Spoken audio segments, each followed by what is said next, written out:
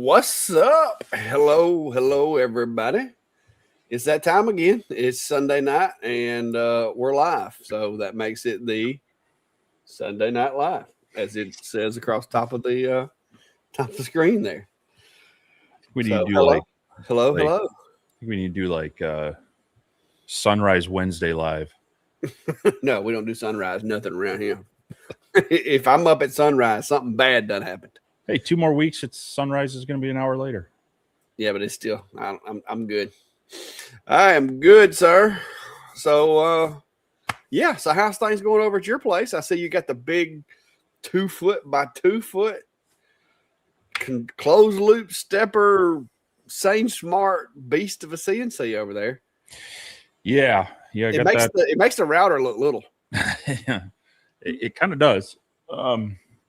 Yeah. So I got that assembled after getting through the enclosure for the Adamstack Glacier. So this it's 4 by 4 foot deep, 5 foot wide table. It's supposed to be like my assembly table. You put projects together on it. You leave. It's kind of the all-purpose table in the workshop, right? Yeah.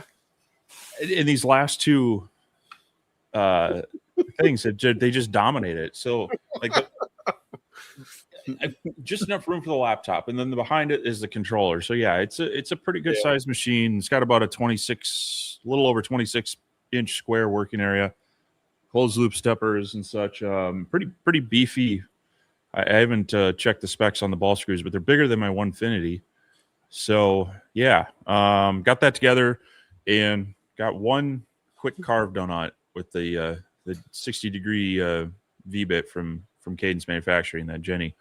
So it does work. I got it hooked up with G-Sender. Liking that the router goes through the controller, so it can control that on and off without using the relay.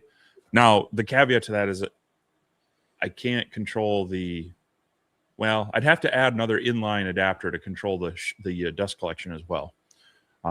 But it's nice that it. Yeah, you nice could, but you'd have to. Yeah.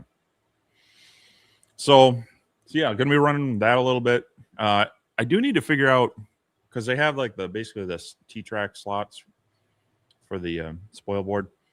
It's not my primary method for hold down. I like having them more of like the threaded inserts and such. Gives me a little more flexibility. But it has like 5 3/4 or 5 1/4. It's got a lot of depth there between the spoil board and the bottom of the Z gantry thing. I could put a sacrificial board on there, which would actually work better for like surfacing it as well, because these slats are bigger than the working area. So if you go to surface it, it's going to actually pocket it in. And yeah, that was the one of the things that I had with the 4030 that I just did, was like, if you tried to surface it, you're going to have a lip on the back edge because you can't reach it.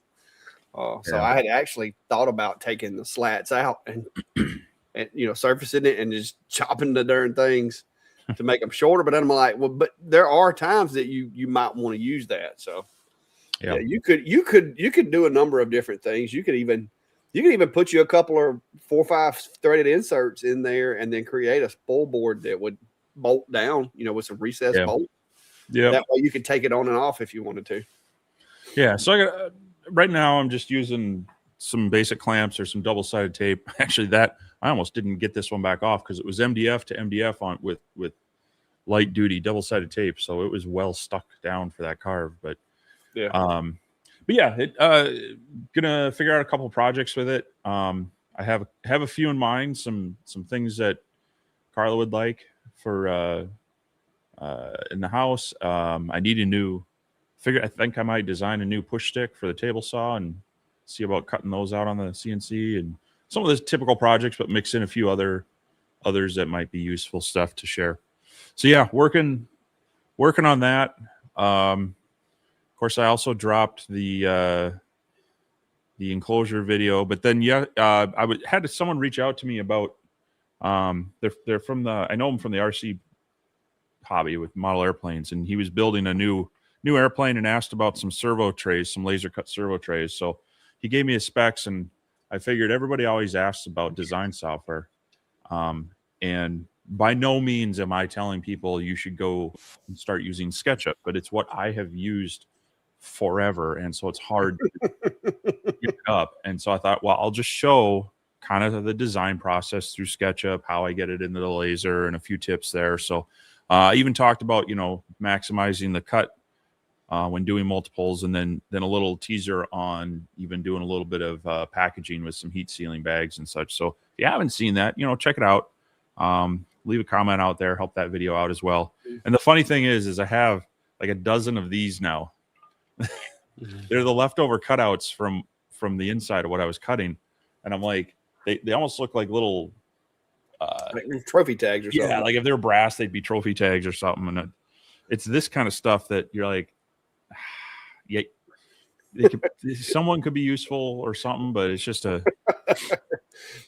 yeah. You start hoarding all those pieces and it gets a little crazy. So yeah, you have to start like I do every now and then. I'll have to do a purge. I'll have to go through here and go, okay, I've got to separate myself from about 50% of the scrap. And so what I typically do is I take it out on the front porch over here on my sawhorses. I take pictures of it and I send it to Billy and I send it to Klein. I'm like, hey, do y'all want this? If not, it's going in the burn barrel. Yeah. And so that, they'll come get it. And there a few times I've actually had so much leftover stuff that I actually put it on Marketplace and was like, hey, free to a good home, come get it. Sure. Because I hate, you hate to burn materials, but like the scraps from the stove covers, I have so much of that stuff. Like I use it to make shelves for holding wood because they're typically like 1.5 inches by 3/4 inch strips. So they're good to make like little shelves to hold material and stuff because they don't keep the dust and so forth. But it's just at some point, it's like there's too much. It's got to go. So Mark is commenting, would a larger diameter surfacing bit reach the ends? Unfortunately, no, because the rails go all the way to the back of the bed. And so the gantry has to go to the back and the router sits in front of it. So you got there's actually a good 10 inches on the back side that's impossible to reach with. I mean, you'd have to have like a weed trimmer head on that thing. You'd have to have like a 16 inch bit on there. Yeah. So it goes too far back that way. And then even up in the corners, it goes really close to this rail that I don't think it's a good spindle would hit. I think it's a good 2 to 3 inches out from the center of the spindles. It's a ways, and you'd also risk running in the rails. So yeah, it covers all of it, but surfacing it, I think putting a top layer, creating a file that it's a 3/4 inch thick MDF that goes into it is probably going to be my best bet. And I can use the CNC to mill out the threaded insert holes, put those in, and then just cut it to size and bolt it down or so. But so yeah, I'll be playing with that more this week, and yeah, I did that video on the the SketchUp thing, and I used the alien cell laser, which that was one thing too on these cutouts using the slats. Now I haven't sanded this at all, but they are very clean. So that air assist and the air extraction, as long as you have clean rails, as the more you use it, more gunked up, the more staining. But yeah. It did a really good job cutting, and it came out clean. And then the white space jumping between, I mean, it is fast. I put about a minute of the cutting video in there, and none of it sped up. And when it's doing some of the small holes, it's just bouncing from one to the next to the next. And yeah, the white space movement on it's crazy. So yeah, it's so this laser is just, so it's got the 24 by 18. It's 3 inches narrower than my original 60 watt CO2 and just a fraction of an inch deeper. And the performance of a 40 watt diode compared to a 60 watt CO2 from 10 years ago, I would put them really close to on par. Now, you're not going to do the clear acrylics and things like that with this, but had I had this machine back when I was doing all my other work with that one, I could have done probably 90% of the work with this one as I could that CO2. So it's an interesting comparison. I'm going to try to do more with seeing how like the scanning speed and engraving speed. See, I don't like to do like straight up head to head. This laser is better than that one, but I would love to take a file on, say, my X-Tool S1 40 watt, set up the same speeds for a file. So we wouldn't necessarily be going for the same looking burn, but just kind of seeing they should be pretty close enough anyway to have a similar. What difference does the travel speeds and the white space scan? What difference does that make? And it's really the acceleration, getting it up to that speed faster, is the big thing. I had a friend over today. He picked up the Acmer P3 to do some testing on some EVA foam, because he's got this like 120 watt Trotec that's like 40 inches by 36 inch working area or something. He's like, the problem is it fires at like 16 to 17%. And that was almost too much power for the foam he was working with. And so he's having a real struggle getting it dialed in for doing this job. And he might be having to make hundreds, if not thousands of these things for this company that he's working with.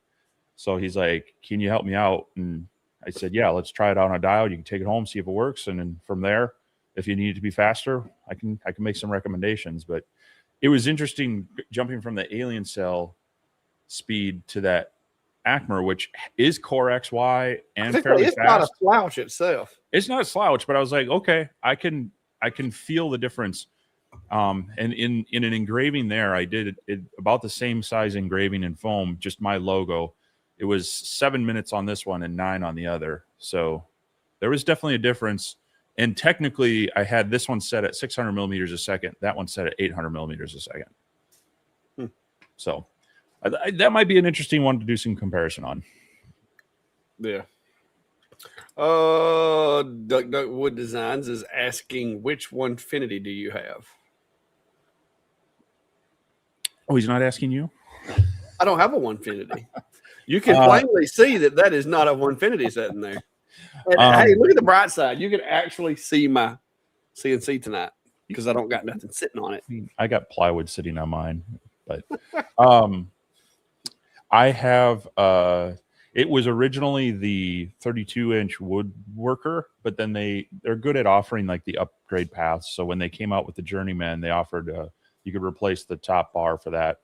So I did that upgrade. So it's the Journeyman. So it's 49 wide and 32 deep as far as its cutting area. There's slight differences between that and then what was actually the Journeyman, but it's the original Buildbotics controller and everything. So I've had this for about 7 or 8 months after they originally came out. So back in it's 5 years now. It's going on somewhere around there because they came out in late 2019, early 2020 is when they started shipping them, and I got mine I think towards the end of that year. There you go. News fan said, am I understanding correctly that Millmage will not have a V-bit carving in the core license and the Pro will have it but at a later date? And my answer is I have no idea. I haven't been following Millmage. I saw it. I saw the software. Got to see them actually doing some stuff with it over at Workbench Con last time we went. But my thing is just like there's some other CNC softwares out there that are good softwares, but I'm so comfortable using Vectric that I can't. You know what I mean? I can't go back to learning another software, especially a software that, in my opinion, is not ready yet. So that's where I'm at on it. Not saying that it's not a good alternative for people that don't know how to run CNC software and that don't have the budget for, more expensive softwares. But me in my situation, I don't have the time to fool with it. And if I'm setting up a design and trying to do a file right now, I'm going to use the software that I can do it the fastest with, because that's, I don't want to spend all day trying to set up a job. And currently the tools aren't there. The software's, from what I'm seeing, is not ready yet. So I'm sticking with VCarve. Nothing against it. I love Lightburn. I'll probably always use Lightburn as long as lasers accept it. But their CNC software so far is it would be a hard transition, even for me, somebody that has learned how to use VCarve. The stuff that I see and the terminology that they use in the software, it would be tough for me to like get motivated to want to learn that software, in my opinion, because there's just not a lot of reward for me learning it at this point. It's like it can't do what VCarve can currently. Or even especially Aspire. I mean, because I'm running Aspire now, and it's going to be a long time before Lightburn software, the MillMage, can do what Aspire does.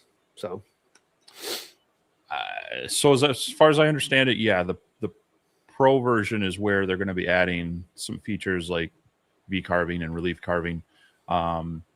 It's technically launching, I believe, in 2 days.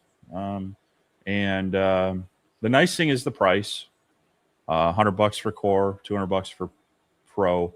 And if they're doing it like they do Lightburn, it'll be, you get this version, and if you want to upgrade, you'll have to pay the support stuff. But definitely cheaper software for perpetual license. But yeah, I haven't looked at the recent release candidates. At some point, I probably will after it launches to see, what it looks like, because I know they've been doing some improvements. But much like I use SketchUp for my design work, I've been using various versions of VCarve going back. I mean, they're on, I think I've 6 something was my first version, and now they're on 12. So I'm not saying I'm a pro at it, but it's kind of one of those things. I've used it for a while. It's hard to change, but I'm definitely going to keep an eye on it and try to do some comparison, because at that price, it's definitely going to be something that's going to be easier for people to jump into without the added hundreds of dollars it costs for some of the others just for a year. Yeah, like I said, my situation right now is just once they get the bugs worked out of it, like I said, I wouldn't mind sitting down and messing with it, but I don't have the time to devote to it currently for something that I'm not planning on using right now. So, Mark's asking a related question: have either of you considered adding a vacuum table hold down setup to one of your CNCs?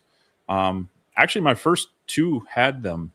It was kind of a homegrown thing, and so it was the base of it was built up actually from that dense 1-inch insulation foam, and then the vacuum channels were carved out in that, and then I topped it off with a ceiling tile grid, actually, because you can draw air through that, which worked okay. It wasn't quite as strong as some of the newer, foam and rubber gasketed ones. It has its benefits, but you also have to be careful on your cut through paths, and after a while you can start losing holding if you're doing a lot of through cutting with it, because you're opening up air passageways. So when I'm doing engravings and things like that, that's great, because you hold it down and you don't worry about it. But a lot of stuff I was doing at that time was doing profile cuts on plywood for various stands and RC parts and such. Yeah, it looks cool, but here's my thing. I do a lot of working with thicker materials, especially like with the 3D stuff that I do. I'll use, material sometimes that's 2.5, 3 inches thick. And if I add something to the bed of my machine, you're basically taking away your how thick your material can be. So if I add, let's say, some type of vacuum table, and the overall thickness is, let's say we get a really thin one that's 1/2 inch thick. Well, I've just decreased the material that I can use by 1/2 inch. And like Steve said, the jobs that I do and the things that I do, I don't see where it's going to benefit me that much. And it would be my luck that, like you said, every time you cut through there, you're allowing air to get in. Especially if you don't put if you are cutting out like squares and you put your square to where you're not cutting inside the vacuum hold area, then yeah, it's going to hold great. But a lot of the stuff that I do, it just to me, investment versus return. I mean, it don't take me that long to strap some material down, screw it down, clamp it down, whatever. And I've never really seen the benefit with this machine. If I had a different one, if I was running the machine for 8-10 hours a day and I was just having to throw my plywood up there and hit go and then pull parts off, throw another sheet of plywood up there and hit go, yeah, it would probably be something that would be worth spending the money on. But the way that my jobs is, I'd have to set the vacuum table up for each job because each one of them's different size, different shape, different everything. And then now I've got another piece of equipment that's got to be plugged up over there to run in the form of an air compressor. And now it's louder because I got an air compressor running. And so it's just, like I said, to me, the benefit's just not there. Like a tool changer. Somebody was telling me the other day, man, you need to get a tool changer. The tool changers almost cost as much as my CNC did. Typically most of my jobs, I may have to change bits twice, like 3 bits. Normally 3 bits or less is what I'm running on most stuff that I do. If it's a 3D job, I may do like a roughing bit, a finish bit, and then maybe like a round over bit. But typically 3 bits is about all I use. If I use 4 bits, it's kind of an exception to the rule. So I don't know. Those things are just the expense to me doing what I do. It just doesn't justify it.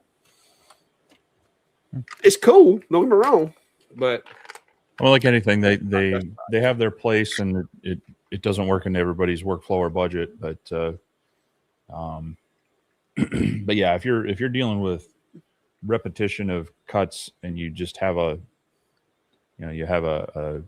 couple of blocks to zero things off and just hit that vacuum on it, holds it down, it can definitely speed things up. Same thing as a tool changer. If you're doing multiple things, you just want to be able to drop the material on, let the thing go and be done, swap things out. There's definitely case uses for it and such, but not necessarily for everyone, especially in a more of a hobbyist or home business kind of shop. It just kind of depends on what your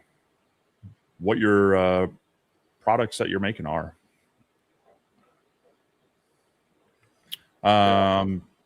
Duck Wood Design was asking, are you running Alien Space or Lightburn with it? So far, I've just been using Alien Space. I imported some designs into it from other software, so I didn't necessarily design in that. I haven't played around with setting up Lightburn with it yet. From what I understand, they still don't quite have the cameras because they have that dual camera setup. So that the cameras work pretty well on it, coupled with their framing function in Alien Space. So, but I do plan on giving it a shot, trying it out. So. Yeah, I've been waiting on the Lightburn. I think they're still tweaking Lightburn a little bit, but I've been running their software and it does a pretty good job. I'll be honest with you.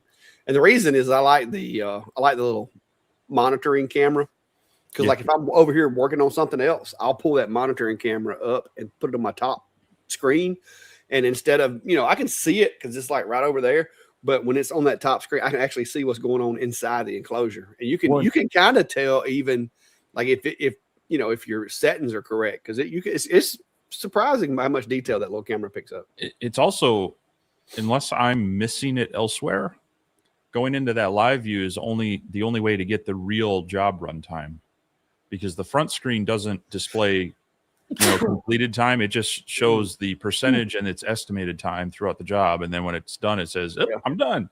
Even in the software, unless you go into that live view, which does give a real time, like it'll say the estimated, but then it'll give you the end of job timing, which is kind of nice when you're, looking at what you're, if you need to bill back for certain hours or trying to figure out how long something's going to take, getting an accurate, that we all know the estimates in even Lightburn and others are not always correct. So, yeah.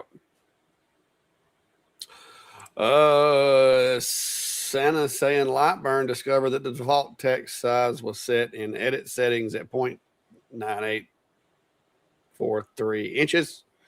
From install, I put 50% in width and the text stayed the same. Not half what needs to be set. If it's text and you're trying to decrease it, you're probably going to have to convert it to a path instead of leaving it as text, because I don't know that the percentage decrease, I think that's only a vector tool. I don't think that affects text. So yeah, I would use the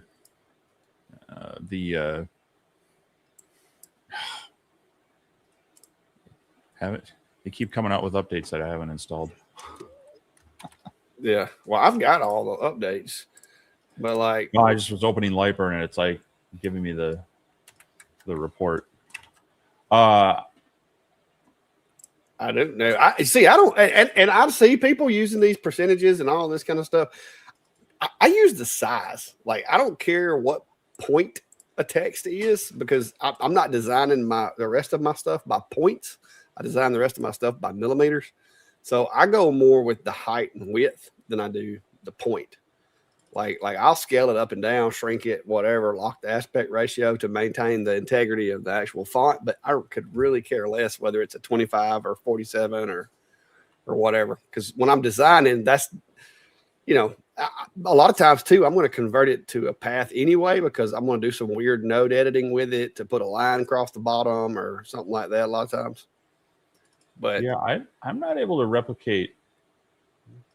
Yeah, mine's actually, if I use the scale, it's scaling it. So I don't know.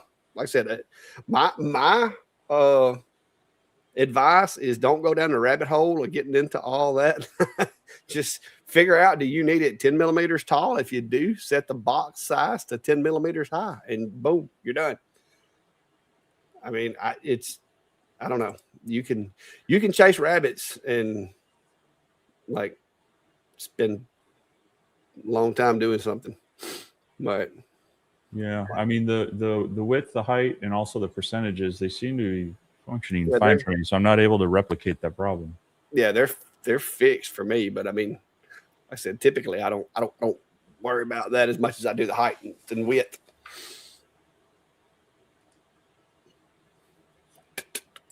I'm going for more of a visual appearance than I am a mathematical equation. So if it looks good, send it.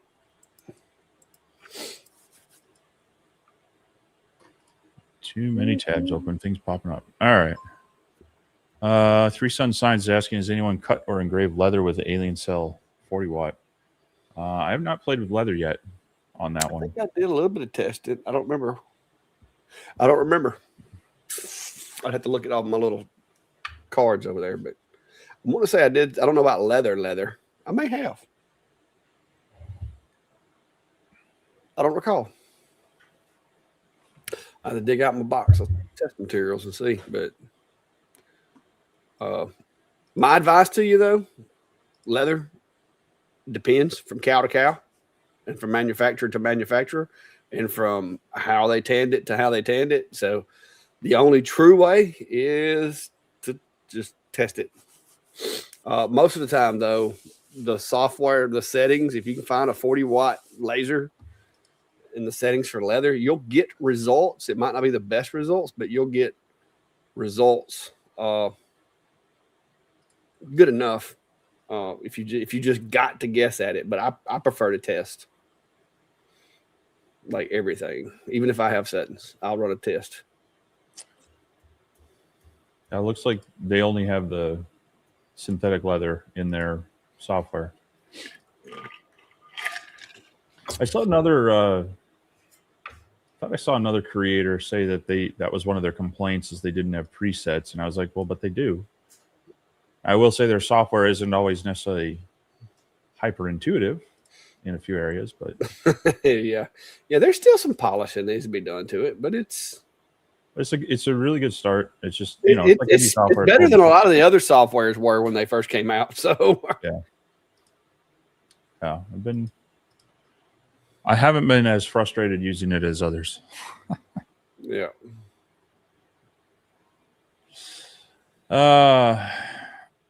Let's see what else we got here. Try to. Yeah, I'm trying to scroll through the comments, make sure we stay caught up. Hello, Ryan. Good to see you here. Yeah, I was trying to catch up on Ryan's show a while ago before the live because I didn't get to last night. We had a bit of an issue. My brand new $12,000 HVAC system decided that the blower motor needed to just like take a break. So we have air conditioning and the heat, but we have a working heat pump. But the problem is the blower that blows the air from the said heat pump through the rest of the house. That blower's not working. And it's supposed to be 20 something degrees here tonight. So I had to engineer some stuff. I got little box fans sitting all over the house in there, trying to, because we got the gas logs. So I got the gas fireplace fired up, but I had to engineer some fans to kind of push some of the air from the living room to the rest of the house. So there's one of my engineering projects. That's my fan out of my event trailer that I use when I go to events. And I use some cardboard and some painter's tape to kind of cap off the air inlet. And I got that fan blowing in there so that it forces air out the vents in the house. And believe it or not, it's actually working.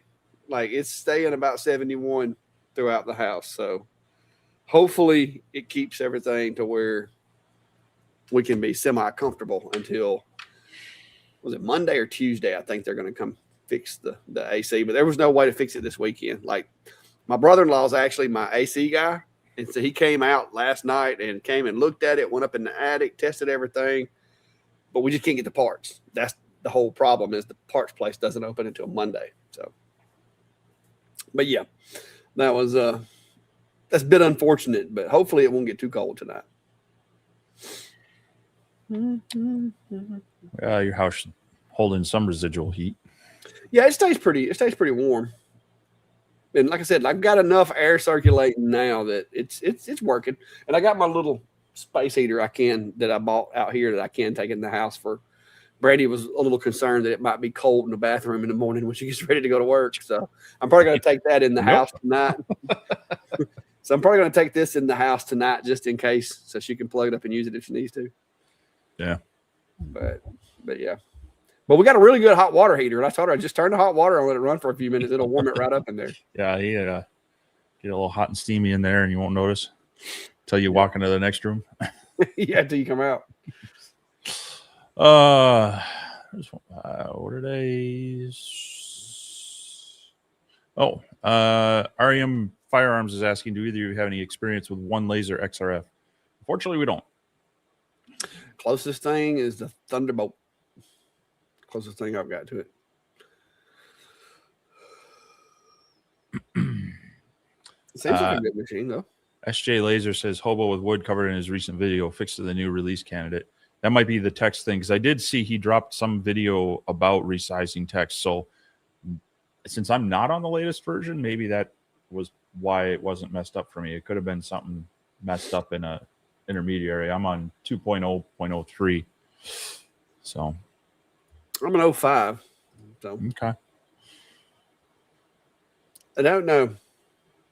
That is, I'm gonna be honest with you, that's something I can honestly tell you, of all the files I've ever created, I can't tell you what the size, the height of the font, as they call it. It's always proportionate to what I'm designing. So I really don't go by that. I just go by the overall size. So it says it's only if text is grouped with other items, you scale it, but Lightburn still shows same height. Okay. So it's some conditional weirdness. Yeah. But thanks for sharing that, SJ Laser. EMT Dave's asking, just starting to do some 4-inch mirror tiles, photo and artwork. Any tips for P2S? Buy extra.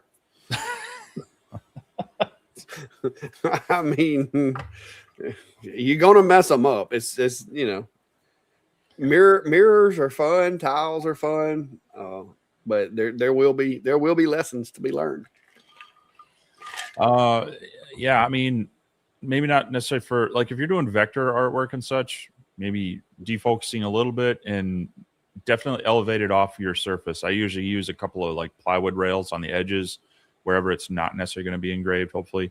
and then keep that nice gap so it's not resting on anything, because you can definitely get flashback that'll mess up with the surface of that side or give you some ghosting on your image. So and then usually anytime I'm working with glass, I'll try to defocus a little bit. But if you're doing, depends on if you're doing photo stuff that and you're trying to just blast away the mirror material to make it work, that's going to take a little trial and error as to whether you need a more sharp in focus or a defocus still works. So it's a couple of tips I can give you.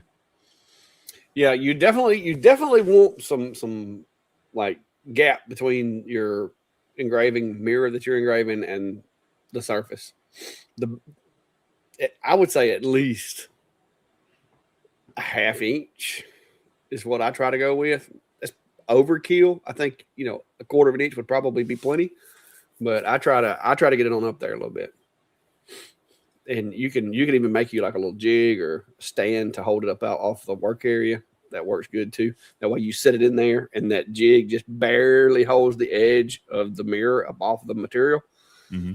And you can do that just by taking some layers of plywood and making you a little jig. Like I said, cut you a box big enough for it to sit in, and then do like an inset, a couple of millimeters, just enough to grab that edge and create yourself a little tray for it.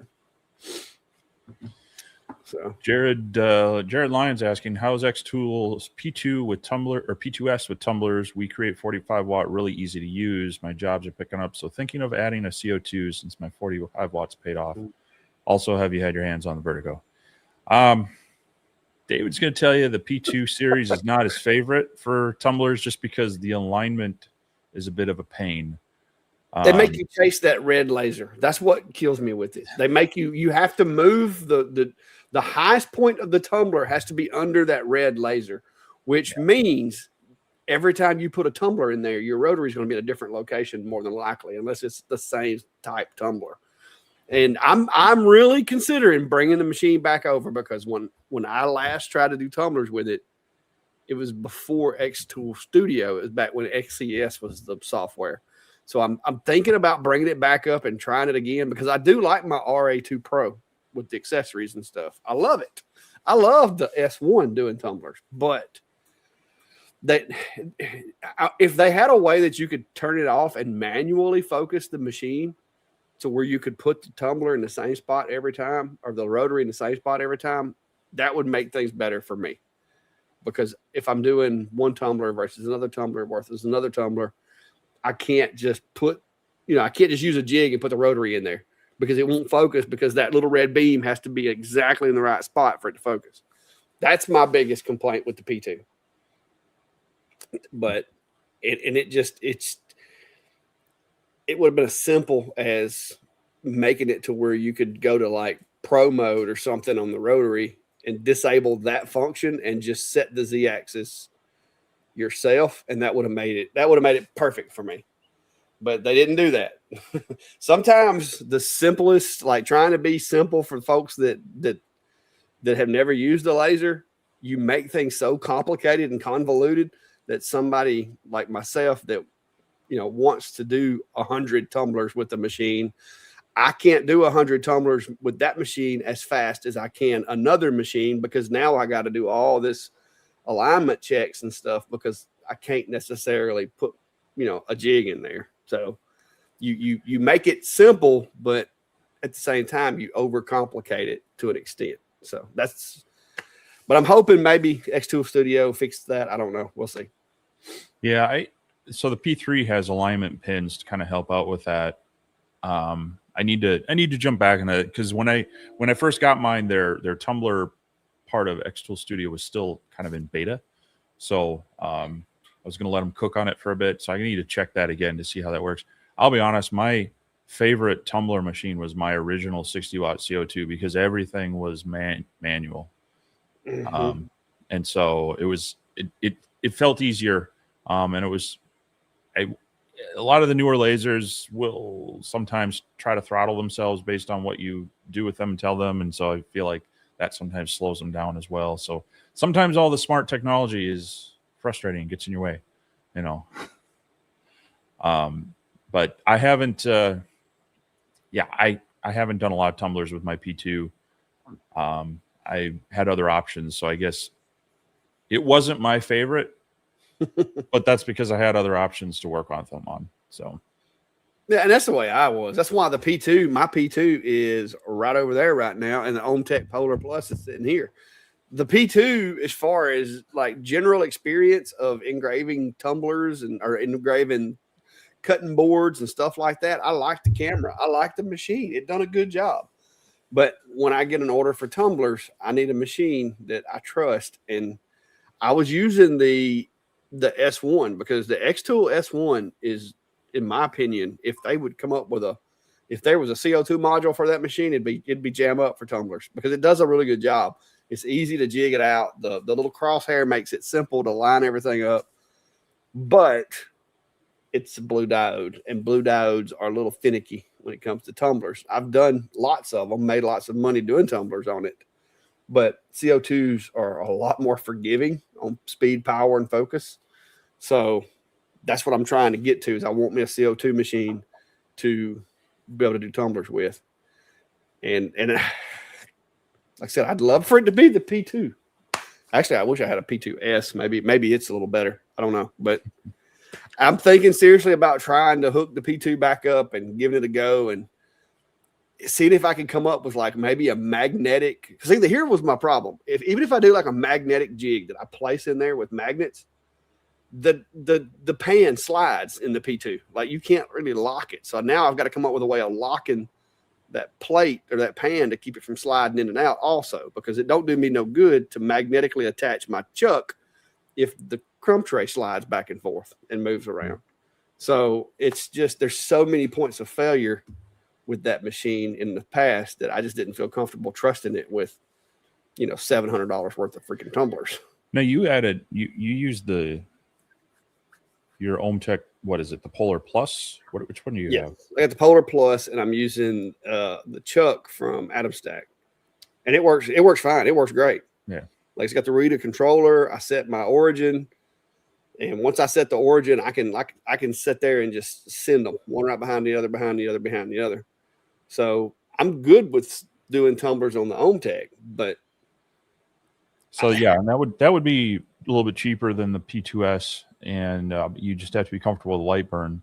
I've been playing. I need to get back to it. I had to kind of put it off to the side because of some of those other machines. But the Polar Light, it has a Ruida controller in it. I was able to get it to turn the rotary, but I wasn't able to get it to do the calculation.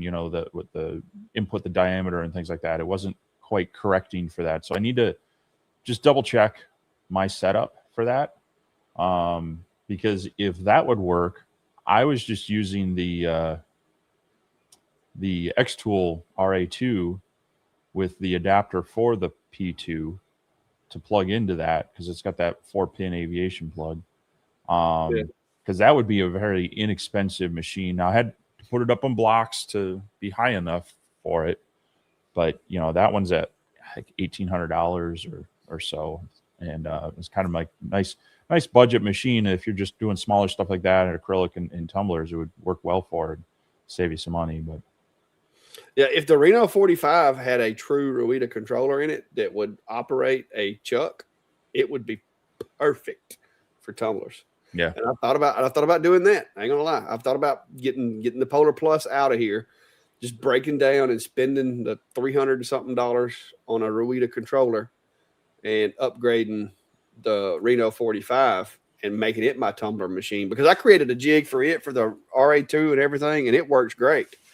But that controller that it comes factory with it's not suitable to do chuck work. It'll do roller work, but it won't do chuck work. And I'm not stepping backwards to a roller. I'm just not. I got too many chucks in the shop.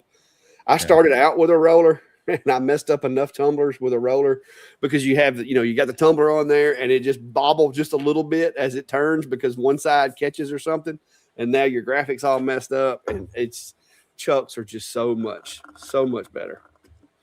Now I'm gonna tell you, the RA3 Pro, I love that thing. Because the way that it interchanges and so forth, I wish X-Tool would come out with a machine the size of the Ultra, the F2 Ultra. I wish they would come out with a machine that size with CO2 wavelengths, like a CO2 Galvo. If they did that, that would be one of the hottest machines around, I believe, because they've got the chuck that they need, which is RA3, with the frame and the chassis that they've used in the F2 Ultra and the F2 Ultra UV. You screw the chuck to the bed of the machine so it can't move. The little, the things interchange. They pop in and out with magnets. So if you had a CO2 module powerhouse in that thing, like let's say a 20-watt CO2, you could smoke tumblers with that machine. With the pedal, with the little pad and everything, touch pad and all, you could smoke them. But I don't know. I wish they would. Yeah. Because if I had a CO2 Galvo, there would not be a machine that I would be really wanting. Because right now, I've got to come up with a CO2 that I trust for tumblers, because I've got a few jobs and stuff like that will come around, that have came around before, that I'm going to need something dependable for tumblers. And I don't, these tumblers that I'm doing are like $35 a piece for the blanks. And so you don't want to mess those up. That gets expensive. Yep. And they're 40 ounces. So it's got to be a pretty quick machine, or you're going to be there all day. Yep.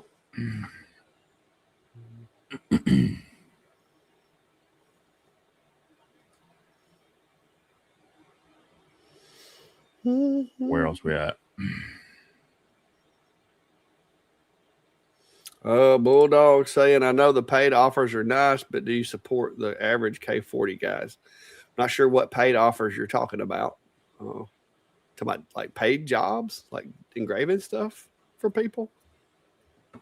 Not sure.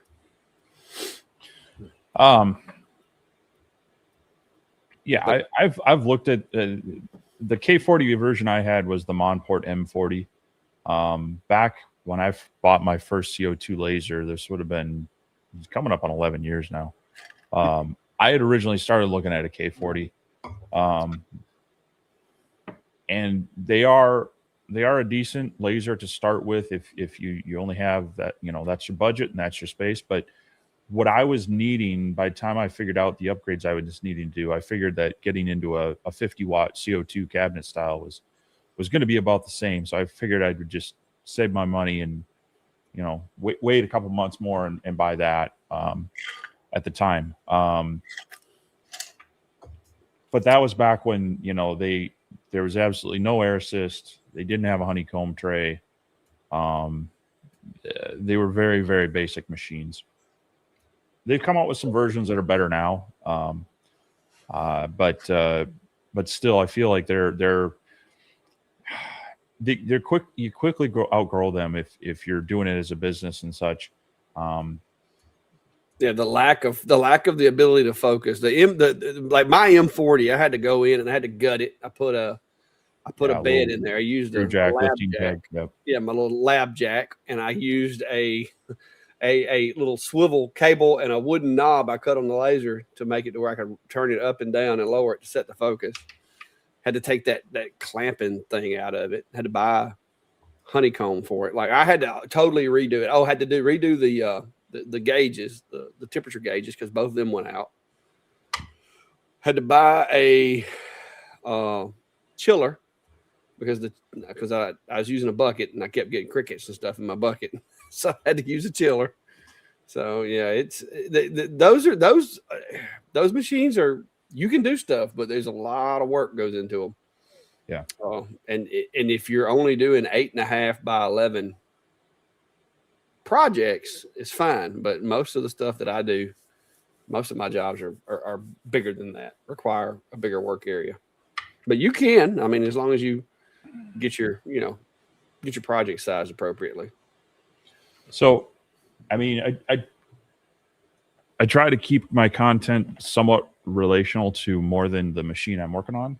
Obviously, if I'm doing a machine review, it's going to mostly be about that. But yeah, we try to give design ideas, maintenance ideas, things like that to try to be more broad reaching, but I mean, it's kind of hard. Like Clark was saying, you do a lot of upgrades to make it operational, and then you're still kind of stuck with a small working area. And while I don't want to outgrow, I don't want to like all of a sudden have a 5 foot by 10 foot CNC and some industrial CO2, dual head CO2 laser in here, and just be completely unrelatable to my audience. But yeah, it's so. We try to find that balance, but in some cases, we just kind of move on to slightly different equipment. Bulldog, I guess he's saying I don't get free equipment. You do. Well, it ain't exactly free, but it is free. It is nice, and it enables me to be able to give back to the community because I have, of all of the, how many machines has come through my shop so far? 100 and something machines that came through my shop, I have given every single one of them away. So technically I'm not getting free equipment because I am housing it temporarily and it moves on. And I know Steve does the same thing. So yes, I've got 4 laser engraving businesses in my area that half or better of their equipment came from here. So, yeah, but yeah, it's it just depends on your perspective, I guess. You can look at it, different ways, but if I didn't do what I do, then the folks that have these machines that enjoy doing what they do, and the folks that have came to my meet and greets and stuff like that and got the machines, they wouldn't have those. So, it's a win-win. But I'll tell you, there's days though when stuff starts piling up, companies start getting angry with you because, it's definitely not completely free. There's a lot of stress that comes along with it sometimes, but it is a blessing to be able to do it, and I appreciate it, and I'm just thankful that we can, give back to the community the way that we do, because we couldn't do it if I was buying all these machines, I wouldn't be giving them away. Well, and also, we end up doing a lot of free tech support. Yes. I mean, I know I've helped a number of people this week through emails and Etsy messages and whatnot. And so that's part of why we try to get some broad exposure, is to be able to say, yep, I've worked with one of those, and here's the thing you might need to change. I mean, just today I was helping someone troubleshoot their power stuff, and they were able to identify some broken wires, and their husband was going to try to resolder it for them. Like, they were kind of lost without that and were ready to buy a new machine. So, we try to make sure that we're using this to help spread the knowledge, help people make better decisions or understand their equipment better. Yep. And we try to kind of influence the way the machines are made and how the companies support their machines. We don't always, because they don't always listen, but we do make a lot of recommendations to these companies based on our feedback from you guys, as well as our personal experience when it comes to the machines and issues and stuff. So, but it's fun. It's fun. Three Sons, thanks for the gifted memberships on each channel. We appreciate that. Yeah, thank you. I saw that a while ago, but I was preoccupied. Duck Wood Design's asking, are you guys using Fusion for designing 3D printer items? I know you are. Mm-hmm. I do. That's all. And the reason is because that's what I learned how to work with, and that's, like I said earlier, I'm taking orders, I'm making stuff, I'm creating stuff. I don't have time to learn another software. So once I learned Fusion 360, I just stick with it because it's easier for me to just continue to build on that knowledge that I have now than it is to try to move to something different. Unless it's out of necessity, I don't plan on leaving Fusion because I've got too much knowledge and too many hours of, getting to a point and it's like, man, I can't figure out how to make this happen, and having to drill in and figure it out. So, because that's like days of compiled research that it's took me to get my knowledge level to where it is. And that's what I have people like my buddy Bill he called me and he's like, he got a machine he's having problems with. And I'm like, dude, all I can tell you is YouTube University. Go on there, start watching videos, start going to like Lightburn has their own tutorials. Go to this page, go to that page, and just consume the information because it helps you in the long run. Because, I'm the type though that I'll run until I hit a wall and then I'll figure out how to get around it and then I'll run again. And so I learn in phases. But yeah, Fusion is the bomb. You're using, what was it? SketchUp? Not SketchUp. Yeah, well, SketchUp, and then the other one that you like to get.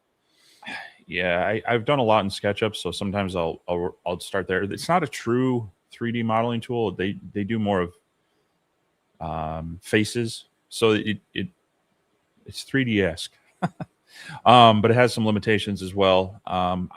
I need to do more in Fusion. It's just I revert back, but to help people out with starting, I've also played around with some Tinkercad designs and files. I actually used it again today. I've gotten really good at making these things. I feel like this is half of why I have a 3D printer. That's what I use a 3D printer for. Now I have been making a lot of Bigfoot pieces and shipping them out and so forth. Yeah, no, I've got a really cool idea that I'm going to work on this week because I'm doing all the dishes. Well, not all the dishes. I'm doing a lot of the dishes now.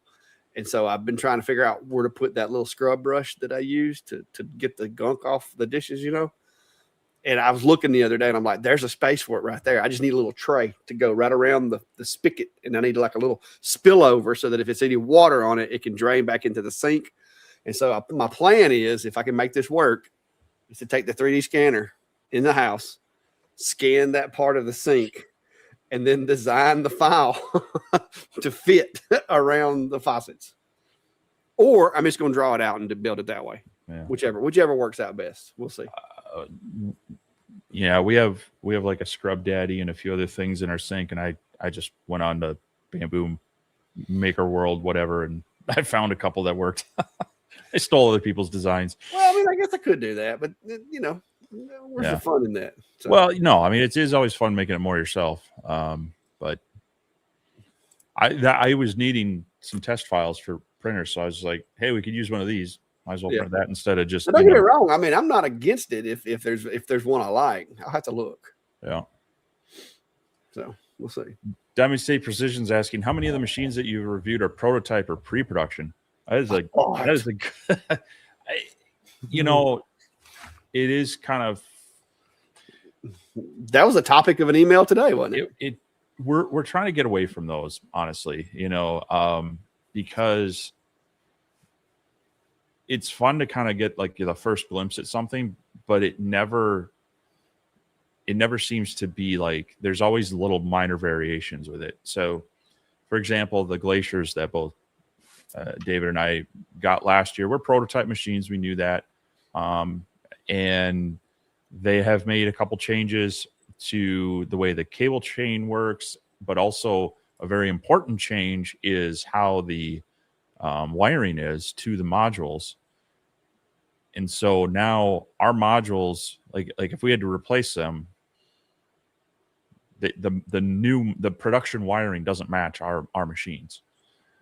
So things like that are really frustrating. So when working with companies and they start telling us that it's a prototype machine, we've been starting to kind of say, well, how about you wait until you got a production machine? Because for us, it's just as important to be able to say, this is what you should get. But then also to be able to say, hey, yep, here's, if you're troubleshooting something, you don't want to go off of random, pre-production machine, you find out, oh, they did that differently on yours. Now, that doesn't mean they don't change it mid-production. We've seen that happen as well. But it's really frustrating. Or when they come out with, new add-ons later, and all of a sudden your pre-production machine doesn't work, or they send you upgrade parts to a UV laser and they don't work right. Yeah, well, and like I said, now some of the mix-ups like that have been beneficial for some of the viewers, because I know I've had one fella drove down from north of me in the state. Now it was an hour or two ride for him, but he drove down. And if you remember when I got my Hurricane, they sent me that bed slinger, but my Hurricane was a prototype, and they sent me a consumer bed slinger and it wouldn't work with my machine. And so they wound up sending me another bed slinger that was wired to work with my prototype. And so I had a perfectly functional bed slinger that I couldn't use. And so I put it, I put it out there. Hey, anybody that wants to drive and come get it, come get it. And so he benefited from that. But like right now, I know me and you both have a module for a machine that we can't use because we got a prototype machine that has a different connector than the module we were shipped. And so it's like, it does us no good unless I guess we could probably, if that wasn't for that one funky connector, we could probably make adapters, but that's not something that I would be comfortable with doing a video on, because then if somebody else, theirs is going to be different. And so that's where, like I said, we've been trying to steer clear of that as much as possible without just totally alienating the companies, because there are companies that they want us to look at their products and give them some feedback. And some of the companies will they'll send you a prototype and then send you a consumer model. And that's not as terrible, but a lot of these companies want to cut corners. And instead of sending you the whole machine, they want to send you like an upgrade package, like this thing, and to where the upgrade actually winds up hurting it instead of helping it. Yeah. Well, and yes, there's also the risk of, if things don't go well, sometimes the production machines, they make some changes and causes some issues that didn't come up in the pre-production, or vice versa. And it is really frustrating too, spending a fair amount of time sometimes troubleshooting these pre-production machines. And it's, I've got a full-time job, I've got a family, and I've got this side business. And so while I like playing with new technology, when you're constantly troubleshooting and back and forth trying to figure things out, it's just a time sink. I'm not earning anything from these companies by doing that. It gets a little tiring that you're spending this much time trying to figure things out for them at really no benefit to anybody but the company. So there's just some reasons that we're trying to hold back on. If they tell us it's a prototype machine, we kind of are starting to say, maybe not. Talk to me when you got the production ones, or, or it's like, I'll look at it, but I'm not going to do a video on it. And then you're going to need to send me the real one. Now, I've had that happen where they're like, hey, no, we're going to send you, once all the bugs are worked out, we're going to send you a production unit. So that it's the same and it has all the features, and that's okay. But there again, you can still spend a lot of time basically giving them some free testing and tech support for nothing. If you enjoy it, that's great. But after a while, it does, when I got other things I need to be doing, it gets and especially like this week, because I had to do my taxes this week, and so I've been looking through how much each person or how much I made from everything. And when I printed out my P&L and I'm looking at all the lines and all the different, companies or whatever, and it's like, okay, I am spending a lot of time doing this, and it's the percentage of my time I'm spending and the percentage of money that's coming in is not, it's crossed up. So it's, I still have, especially now, because this is like my full-time job basically. So I still have to concentrate on making a little bit of money, but I also want to concentrate on the betterment of the community and my neighbors and, the neighborhood area or whatever.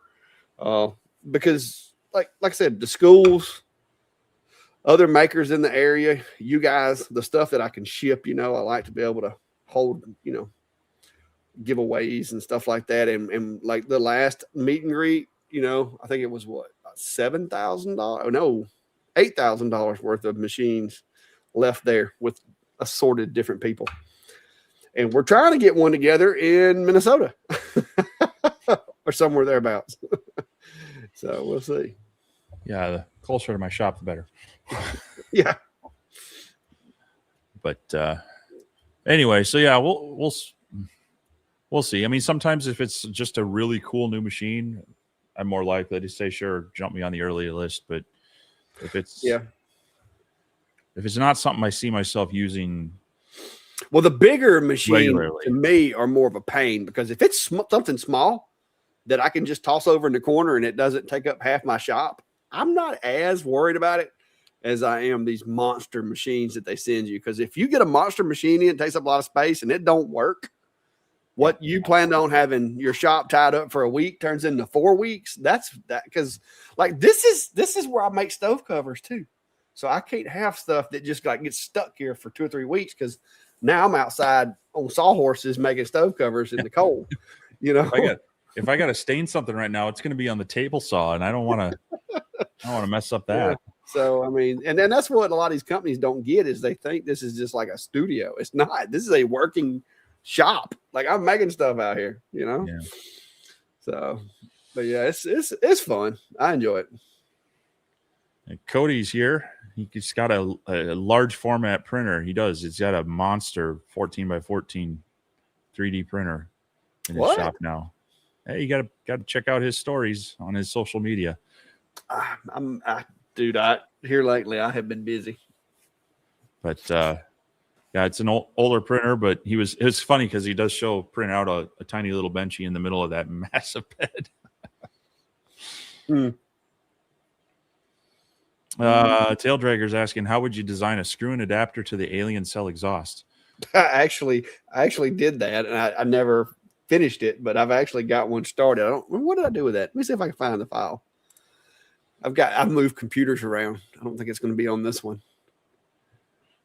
Yeah, anytime you got threads involved, it gets a little tricky. Yeah, the only way I could come up with was I 3D scanned it. I took a piece of the pipe and 3D scanned it, and then was going to do an offset so that and basically that way it would be a negative of the thread. Let's see here. 25. Let's see if did I put those files in the thing? Great kid. Let me see if I can find it. I feel like I need the Jeopardy music or something.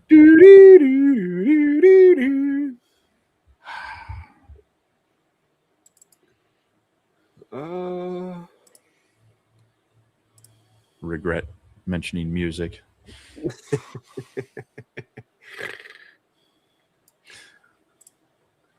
Well, here's the this is like some video clips of what I wound up coming up with on my 3D scan. If I can get it to play. Well, it's literally like, apparently it's like 2 seconds. Hang on.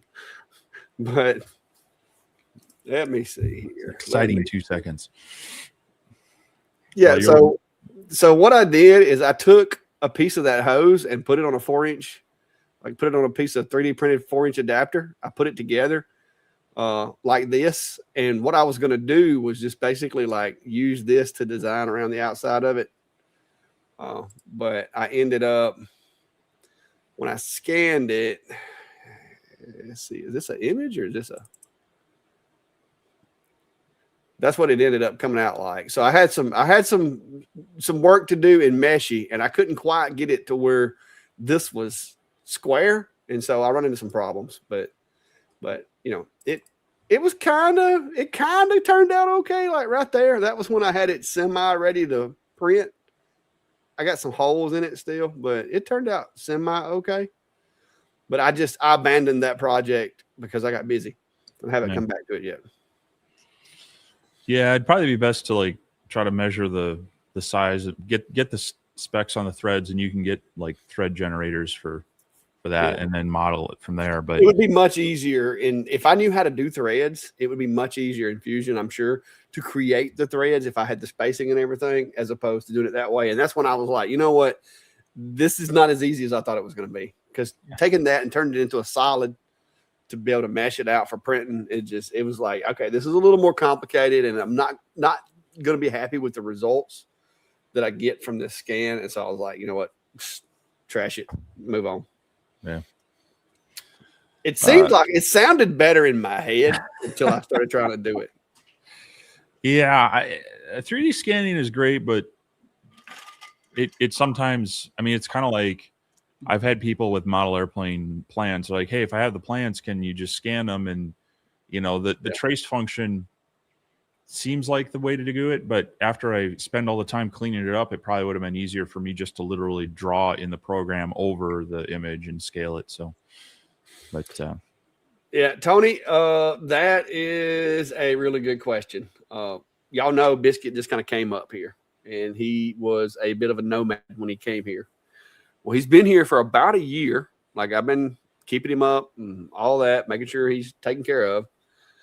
And he is part Pyrenees, so he likes to go places. Shock collars, like perimeter shock collars, do not work on him because his neck is like a big lion mane, of course. But last week sometime, he like just vaporized. I don't know where he went. Gravy is still coming around looking for him, but I don't know where he went. I don't know if he ran off. I don't know if the people who lost him found him. I don't know. I don't know what's going on with him. But it's been about a week, and so I thought maybe earlier when I heard that noise it might have been him, but I don't know. I don't know what happened to him. He's not here. He's not. I've talked to all the neighbors. Nobody's seen him. Nobody's heard him. Nobody's done nothing to him. Unless he, tangled with the wrong bobcat or the wrong coyotes. I don't know. We don't have like alligator. Well, we have them, but like where I'm at within his walking range, there are none that I'm aware of. So, Oh, you got all those ponds popping up around you.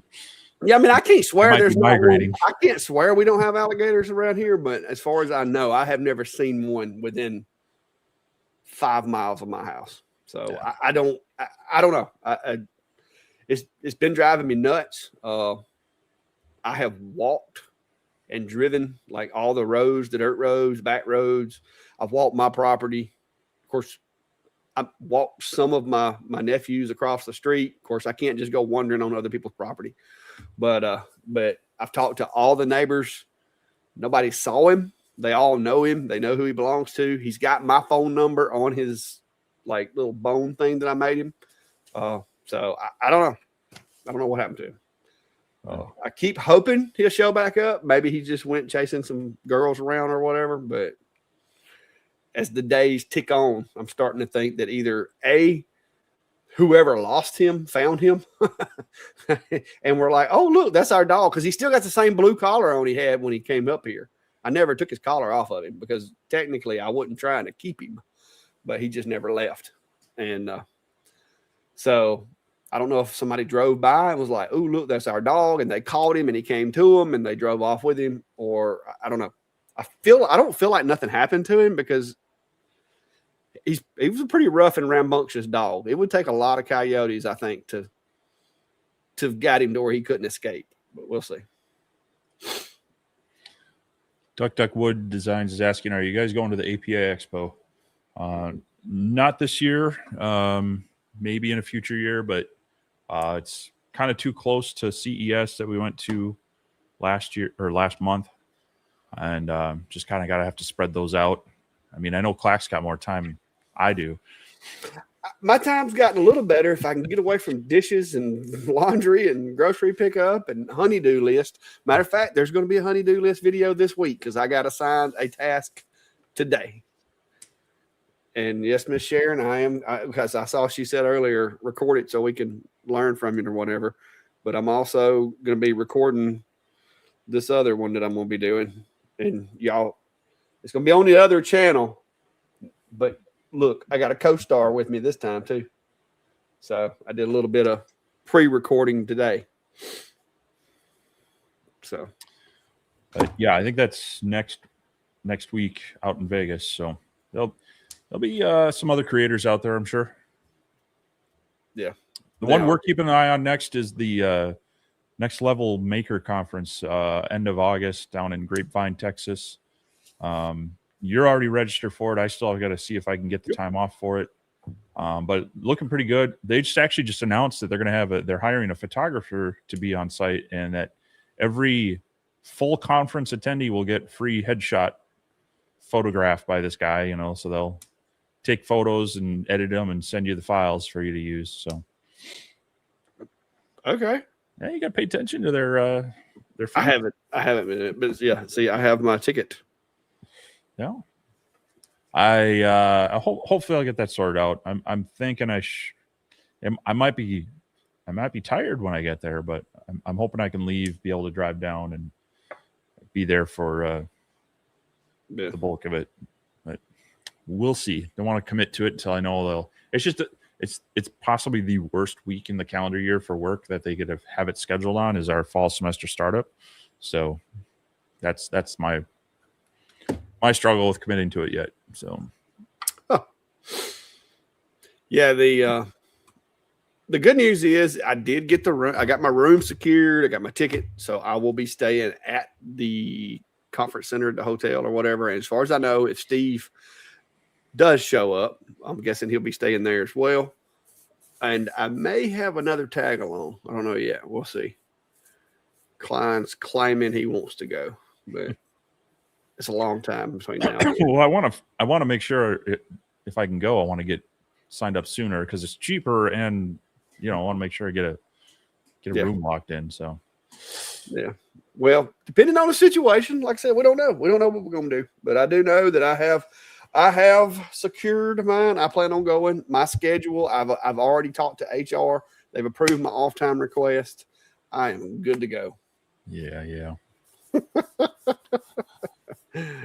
Radu is asking, getting no bites, trying to sell a laser machine and extras. I won't list here unless you want. Craigslist and Facebook paid nothing. 90% still in boxes, selling for 500 less than company. Any advice? I've been there posting anything from shop equipment to cars, motorcycles, whatnot, and it's very hit or miss. Having good photos on it, and you might have to be willing to make a good deal to someone. Yeah. Every market is slightly different. In some areas, things seem to go for 90% of new. In other areas, you can't seem to give it away. So I would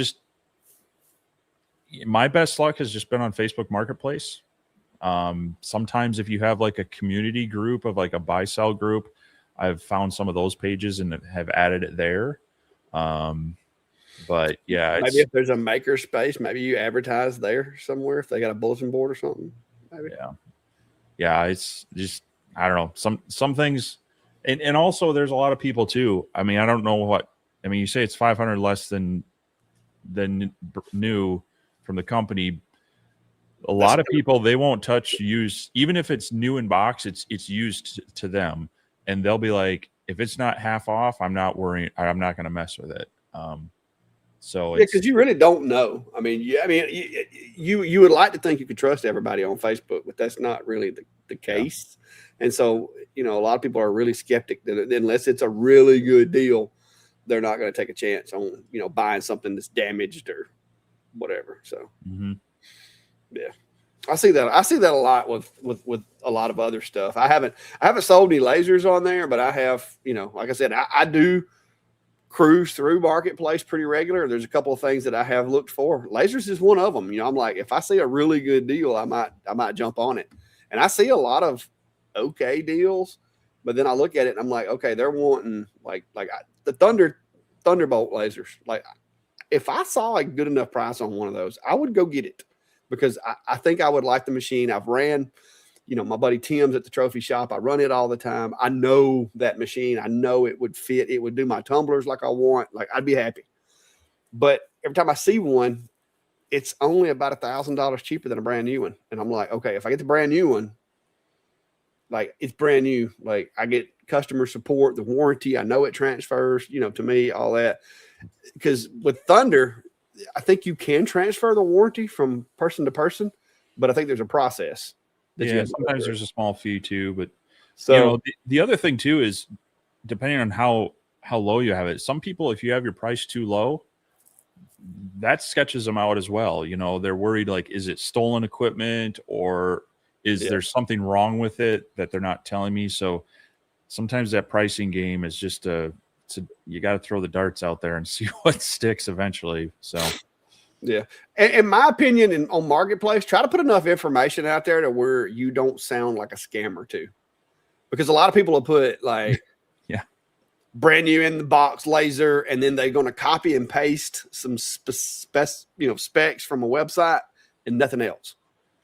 How do I know that's not like a scam? You know what I mean? So my advice would be, try to put a little bit of something in there that lets them know that, hey, you're actually a maker that bought it, can't use it or whatever, hardships came up or whatever, and you're trying to get rid of it. Because I see that a lot of times. Those are the ones that I actually will like bookmark, because I'm like, okay, that's actually a person. But if I see one that like it's showing it's in the box and stuff, and it's like a generic, post with no context or anything in there, I'm gonna be like, okay, I'm gonna be careful with that one.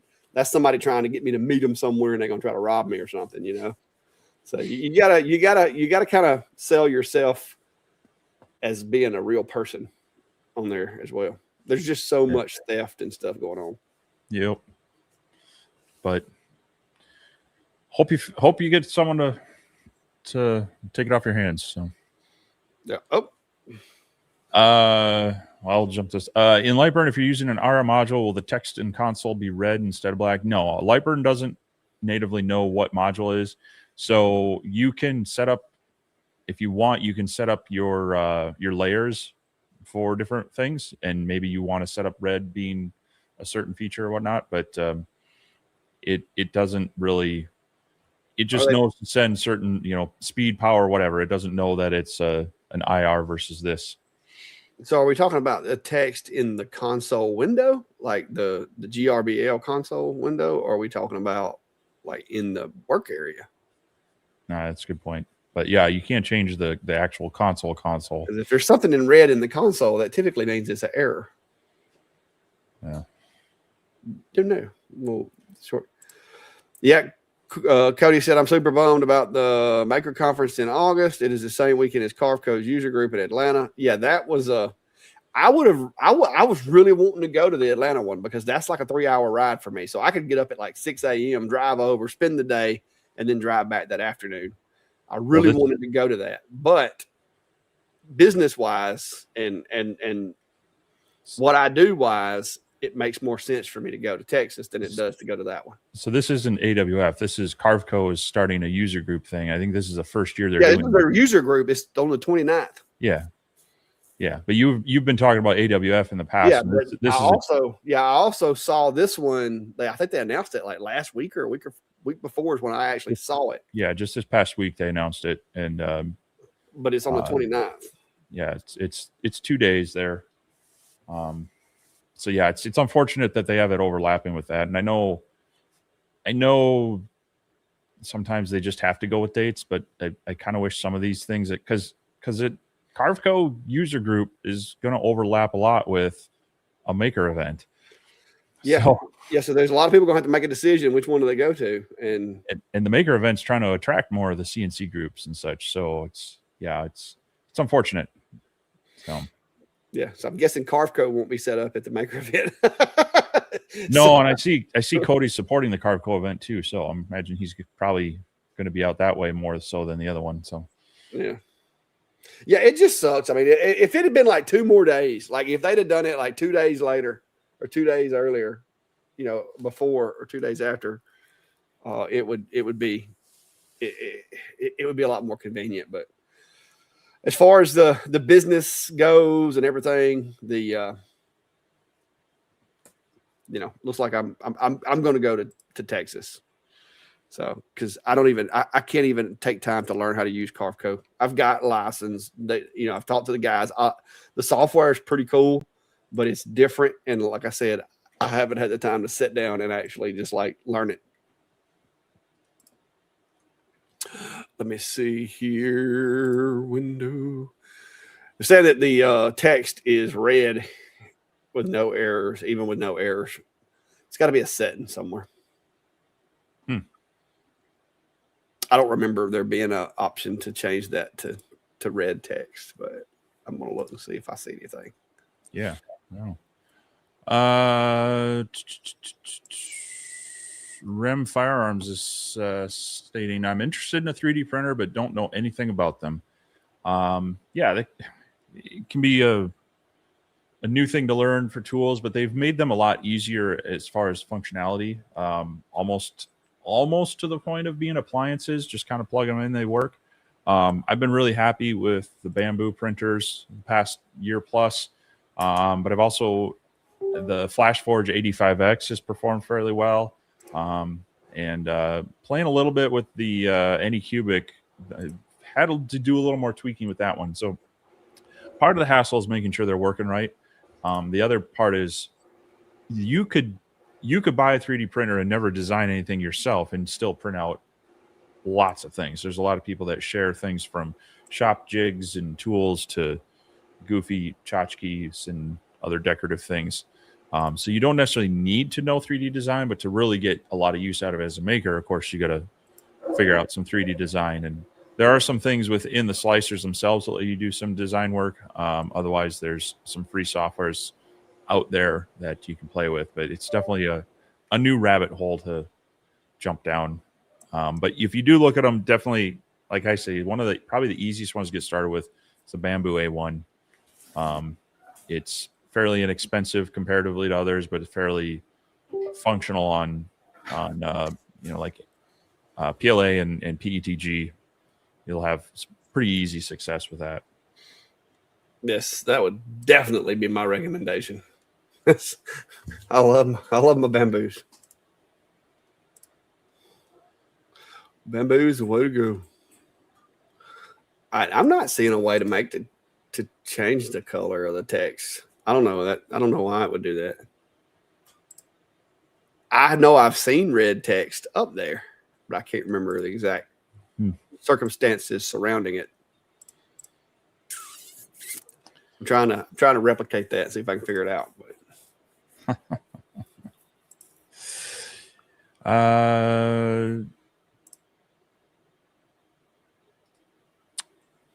Jared Lyons asking, you mentioned a CO2 galvo would be best for tumblers. Would they need a rotary for single-sided engravings, or you think a quick jig system would work? You'd probably still want a rotary. They do have, you can get different lenses, but even with the galvo, they're still going to be a finite focal distance. And so by the time you get around the sides, unless you're just doing a small engraving on a relatively flat portion of the mug or the cup or the tumbler or whatever, it's going to get skewed or it's going to get out of focus, and it just isn't going to look as good the bigger it gets out there on that curve. So still would be something you'd need a rotary for to get the full use out of it. Yeah, unless it was like the X tool where they had the mapping where it drops the Z, then maybe you could get away with it. But even so, I would still prefer a rotary. It'd be faster with a rotary. Yeah, and you're still now you're hitting the edge instead of straight onto it. So it's going to be still going to be a little bit different than getting that straight down and turning it so that everything's parallel and such. Yeah, because even with the Z drop, you're still like, you're only getting like, I would say 50% of the exposed surface, because like you said, you start getting that curvature. When that curvature, especially on like a tumbler or something, the angle of the beam impact, the steeper that angle gets, the more reflection you're going to get. And even though some materials aren't highly reflective, they still do reflect light, just not like, it's not like a mirror, but it does still reflect light if it hits it at an angle. So you're gonna lose efficiency the further around that goes. Yeah, I'm not seeing any way of changing the font, so that might be something you need to. Maybe you can send that to Lightburn, because I'm not able to change the color of my font. I mean, there may be a way. I'm not saying there's not, but I can't find it. Now, if you're talking about like in the screen text being red, it may be that you're on the layers, and I'm not sure. I'm not 100% sure that's not what you're talking about. So, like, of course, that if you create text and like if you put it on this layer, of course, it's going to be black. But if you put it on this one, like if you select it and you select this one, it's going to change it to different colors. And it's going to be based on your cut settings, whether it's a fill or whatever. So, I mean, I'm assuming that's not what you were talking about, but if it is, then, just click a different layer, like select it and send it to a different layer. If that's it. I don't think that's it. I think you're talking about the actual console, but either way. So Norbert's asking if either of us have heard about some states looking to regulate 3D printers so they cannot print firearm parts. And there are some proposed laws out in a few states, Washington, California, and I think even New York wants to have some sort of like blocking features added to printers so that certain files would just be prohibited from being printed. And that's a slope that could go down to where they start trying to block, copyright materials and whatnot. And so, and where does it get to when manufacturers don't? They're going to quit selling you welders because you could technically weld a weapon? I think the thing is because this makes it fairly easy. You don't have to have any skill to do it. So they, it's a slippery slope because at some point do manufacturers get their equipment parts put on there and they don't, they force you to buy things from them rather than making your own parts to fix, your device. So it'll be interesting to see where these go. And then what that means for printers. I mean, there's a lot of printers out there that won't have this technology. Are they going to all of a sudden make people? Well, here's what they're going to do. And this is coming from somebody who spent 25 years in law enforcement, enforcing laws that lawmakers continue to pass, even though we declared the war on drugs how many years ago? And we haven't won that one yet. But they think that they can pass a law and it's going to fix it. Well, all you're going to do is create a market for 3D printers that are, imported to, say, Mexico, because we know that they can smuggle stuff from Mexico to the United States. Somebody that wants to get in the business of creating those type of guns could get a 3D printer from Mexico that doesn't have those restrictions and then set up a network in their basement with some VPNs and have it connect to a server in Mexico and just completely step around that if they wanted to. So you're not going to have any major impacts in that, in my opinion. And you can't regulate all. I mean, there's too many nerds that know how to jailbreak stuff and run their own software. That law is only going to affect the people like me and you that aren't going to do that. We're just going to pay more for our printer and be, like you said, everything we print, be looked at because we're, not able to, we don't want to do the illegal things and get the, black market printers, because that's all they're going to do is they're going to generate a market for, hey, you buy a 3D printer from me, I ship it to you from Mexico. It's already configured to use my VPN. Here's your little BlackBerry Pi that goes with it for your VPN, and you're in business. So, I mean, yeah, by the time they pass that, they will already have a machine on the market that can sidestep it.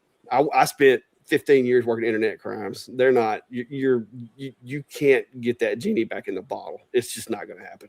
Their best bet is to just police the chat rooms, police the download locations, and watch for it and deal with it.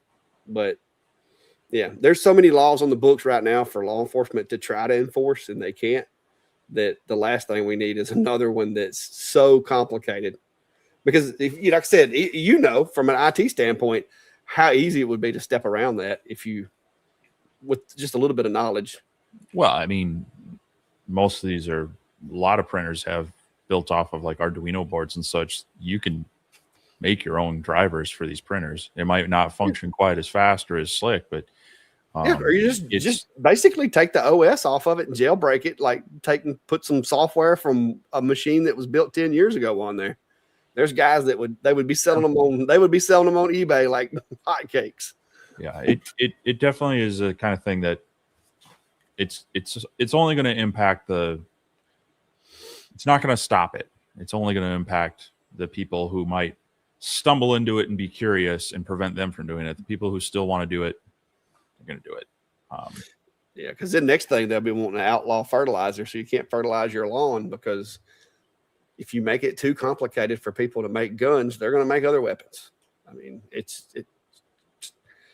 don't know why you want to fertilize your lawn, because then it just grows faster and you got to mow it more.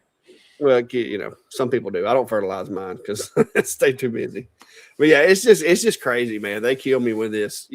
Like I got 4 gas cans out here behind my shop right now for putting fuel in my lawnmowers. Every time I put fuel in my lawnmowers, I pour it all over the place, because the little spout thing that California law requires them to use doesn't work. Like, all of them break, all of them leak, all of them pour fuel everywhere. I wish I knew exactly how much pollution had been caused by the modification of the old trusty, flexible gas nozzle. You know what I mean? I mean, there's been more fuel spilled from California compliant gas cans than any other gas can on the planet. And if I can ever get me a machine that can print in a gasoline resistant material, I have a 3D print file that I want to print for my gas cans. I don't know if PETG can stand up to gasoline or not. But yeah. Yeah. So I don't know. It could have bad implications across all of our, robotic machines. Because it's not necessarily, they're not always great at wording these just to restrict it to the intended purpose, or they actually want to expand it to anything just to cover future stuff. So I definitely think it's something to keep an eye on here in the U.S. Contact your congressman and such. I mean, even though it seems futile, if you don't, they haven't heard from you. You can't. It's kind of like not voting. You don't vote, you can't complain. You gotta let them know. So, yeah. Well, I mean, and here's the thing: if you live in Oregon, like we used to when I was growing up, Chilton County, up until recently, the county that I live in, you couldn't purchase alcohol in the county. Like, it was a dry county. You had to go to a neighboring county to buy alcohol. And so at every county line on every road in this county, guess what was sitting there? A package store. A fireworks stand? A package store. Well, no, fireworks stands are usually right outside the city limits because that's where they can sell them. But no, it was a package store. Like the county line, everybody, if you've heard somebody say, "Hey, I'm going to the county line," you knew what that meant because they were going to literally just the other side of the county line to buy their alcohol. So all you're really doing is now, nobody's going to buy a 3D printer in Oregon. They're going to go to the next state over. Is it Utah? Utah's right there somewhere. One of the states that allows it, they're going to buy them there and bring them over. I mean, so you're not going to fix it. Yeah.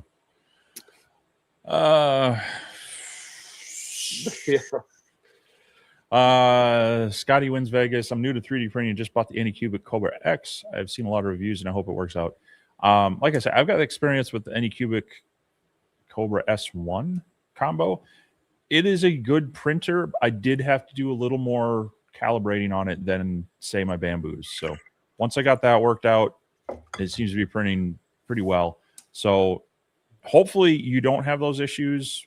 But if you do, watch, there's a lot of videos out there about, calibrating, your Z offsets and calibrating, a number of things on there that just may need some tweaking, your flow rates and things like that for your filaments. That used to be the adventure for every 3D printer. It was, you spent a lot of time dialing in the mechanics and then the software and a lot of things on the. They've made it a lot easier, but that sometimes you still have to do a little bit of that. So, yeah, just stick with it. Hopefully you don't run into too many of those issues and you'll have a lot of fun. Yep. Yeah. My first Ender 3. Yeah, there was a lot of tweaking and upgrades and this, that, and the other. And since I've got the Bamboo, I do not miss the tweaking and upgrades and adjustments and stuff like that. I like the fact that it just prints. But yeah, that's me. Yeah, it's funny. It's comments on the gas can stuff here. Like, I bought a gas can at Menards, and of course they have to come with the compliant thing. But like literally right next to the gas cans, they sell the regular hoses, like the old school, like the old feel thing from the 80s. Yeah, just the open, flexible hose thing. So I find it kind of funny that, but they're going to make it compliant for the worst case scenario from a liability standpoint and just sell it that way. Yeah, I mean, California burnt gas cans. then they took a go at the Glocks, and now they're going at 3D printers. I mean, I get it. I get it. Everybody wants people to be safer, but what folks don't realize is, and this comes from somebody that has, like I said, 25 years I spent trying to keep my community, my kids, everybody else's kids safer. they're going about it the wrong way. I mean, if they would take half the money they're spending on a bunch of stuff and spend it on mental health right now, it would go a lot further, because the biggest problem that we got right now in this country is mental health. People aren't getting the care that they need. And if you don't believe me, go look at the rates that people are taking their own lives. I mean, it is crazy. I've noticed an uptick in the past 10 years. It has went through the roof compared to what it was the previous 10 years. So if they would have started addressing those issues, we'd have a lot less of the other issues. Because a sane person don't walk into a mall and shoot a bunch of people. It's just that just don't happen. So, yep. It takes the military a long time to train somebody to not hesitate and to actually do what they have to do in war. For somebody to just walk in randomly on a Monday and do it, something's wrong. You know what I mean? Cody prints 3D stuff for his mental health. Yeah. I've been there too. You know, sometimes you just, and that's sometimes it's just printing fun stuff. I mean, there's those chunkables over on things. Some of them, those little just bobblehead things that you. Yeah, some of those are just fun to have. You know, I printed out they have the Michael Scott from The Office. You know, the boss. They have one of those. So of course I had to print one of those and put it on my desk at work. It even has the little Best Boss mug that he holds. So yeah, sometimes you gotta. That is actually a lot of what my workshop is just me taking a mental break from day-to-day stuff. So yeah, definitely you're right. You know, a lot of mental health issues. I mean, just health stuff in general. Dude, and like I said, I'm you know, I'm not speaking from somebody who has never had issues, so to speak. You know, I went through what I call my dark ages. I went through several years to where, you know, things weren't great for me, but it was a lot of the job, a lot of the, you know, just not learning how to cope with stuff, because, you know, I grew up in an age, and a lot of folks did, to where, you know, my daddy was born in 1940. So there was no sympathy. There was no, you know, it was suck it up, buttercup. That was it. And so, you know, there are things that people need to learn. And that's one of the things that I still do, even now, with some of the young guys that I see that are, you know, doing the job, is I tell them, look, don't ever think that you got it. Don't ever think that you're the master of the universe, because the moment that you do is going to knock you down, and it's hard to get back up. So it's crazy. Like I said, I wish the military has a problem with dealing with their folks. Law enforcement has a problem with dealing with their folks. And then a lot of just people in general, you know, just people in the world are just not dealing with things the way it's too simple now for these folks to just take a little notepad like this and write out a prescription and hand it to you. And that ends up causing 3 problems and fixing 1. So I've had some fellow police officers that, you know, went and seen a doctor, and the doctor was like, oh, well, let me give you these. These will make it better. And then 6 months later, he's divorced, lost his job, and going to jail. So, you know, don't get me on my soapbox for that, because I have seen plenty of that in my lifetime. That's why I am retired and I'm out here. And like y'all said, I am having fun and getting my lasering and woodworking on. Yeah. It's good to have that escape. It's one thing I was actually talking with Carla about, is that the thing I used to do a lot with my dad, and I've done some with my boys, but seems to have escaped us the past few years, is just kind of getting out and camping and adventuring out and outdoors. We've got a lot of that to do up here in Minnesota, but past couple of years I haven't done as much of it, and I think it's added to some of my stress. So I'm trying to prioritize a little bit more of that, especially while the boys are still somewhat around. They're all, you know, 2 of them are in college, 1 of them's still in high school. They have their schedules, but it's going to just be increasingly harder to take that time to go do those trips with them. So going to try to prioritize that a little bit and try to keep myself sane. Yeah, EMT saying my PETG might work. You got to get yourself that enclosed printer. open up some more filaments.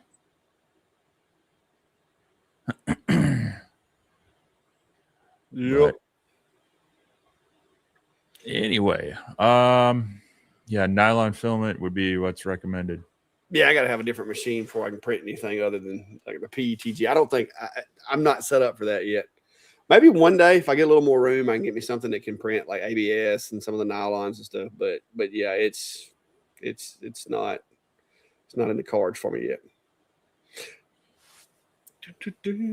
Oh, yeah, Mark, I honestly agree with you like a lot on that. Like I said, there's a whole rabbit hole of things that we could talk about and go down, and it's some of it, like a lot of the stuff is very polarizing because either you're like over here or you're over here. There's not a whole lot of people that kind of hang out in the middle where I stay.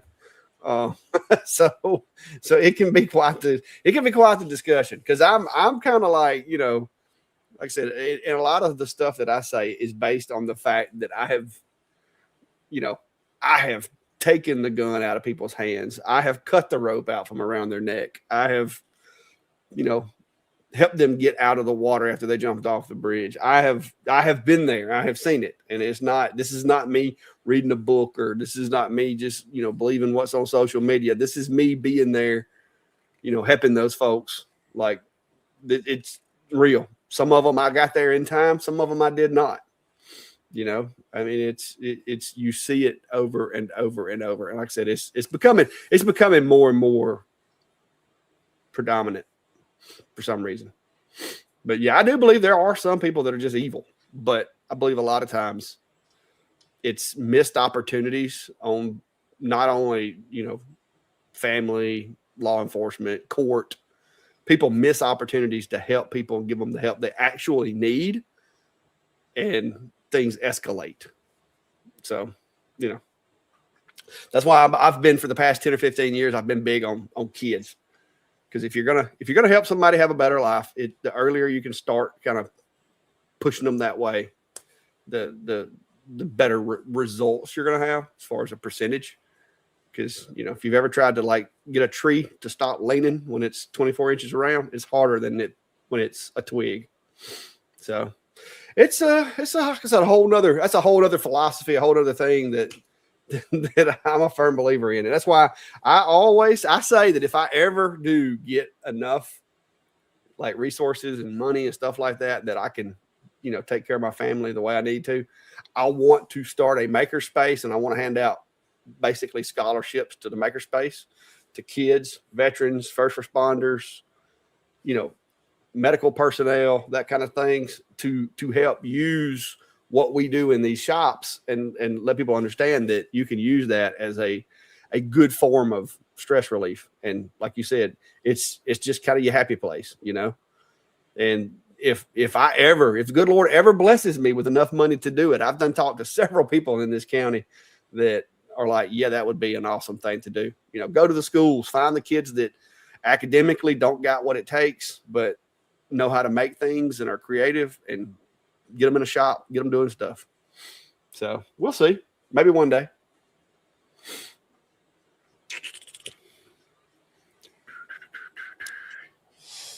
We'll see. My chair is gonna keep on till it breaks. It's done got slop in the top of it. This is the chair rocket. This is not me moving.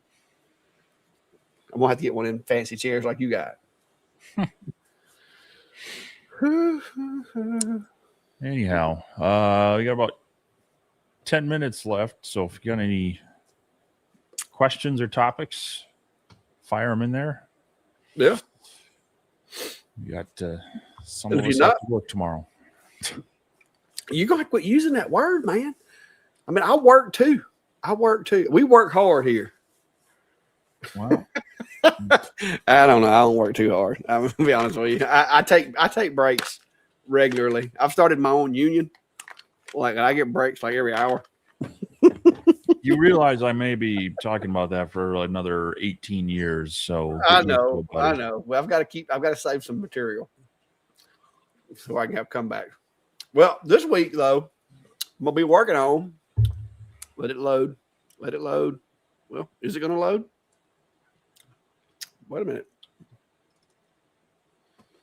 Well, Not sure what's going on with my camera, but I have a. Oh, I know what it is. Lightburn's probably got it held up. Let's see if it works this time since I closed Lightburn.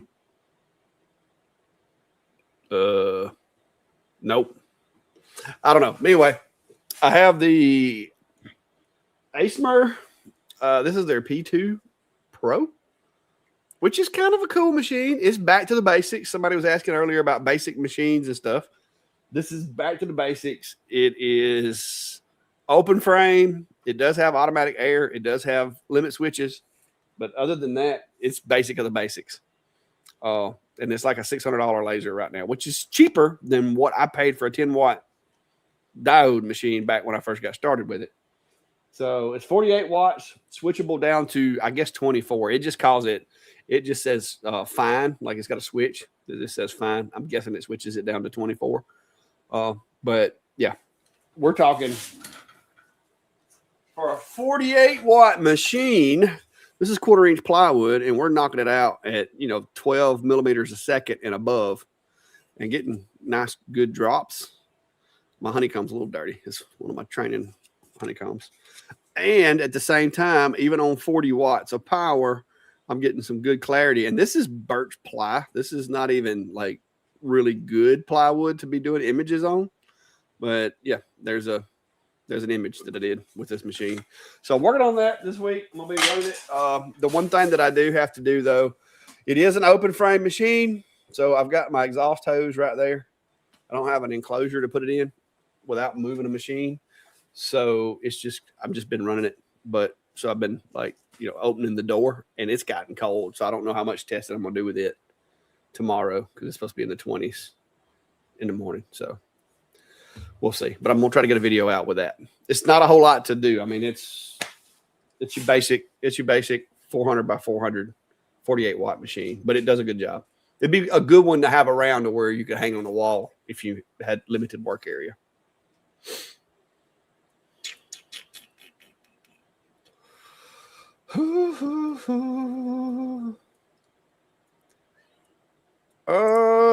Not bored. I don't know when the most recent Xtool Studio update is. I haven't updated mine in a week or two whenever I installed this other computer. So it's been out for a couple of weeks, the latest one.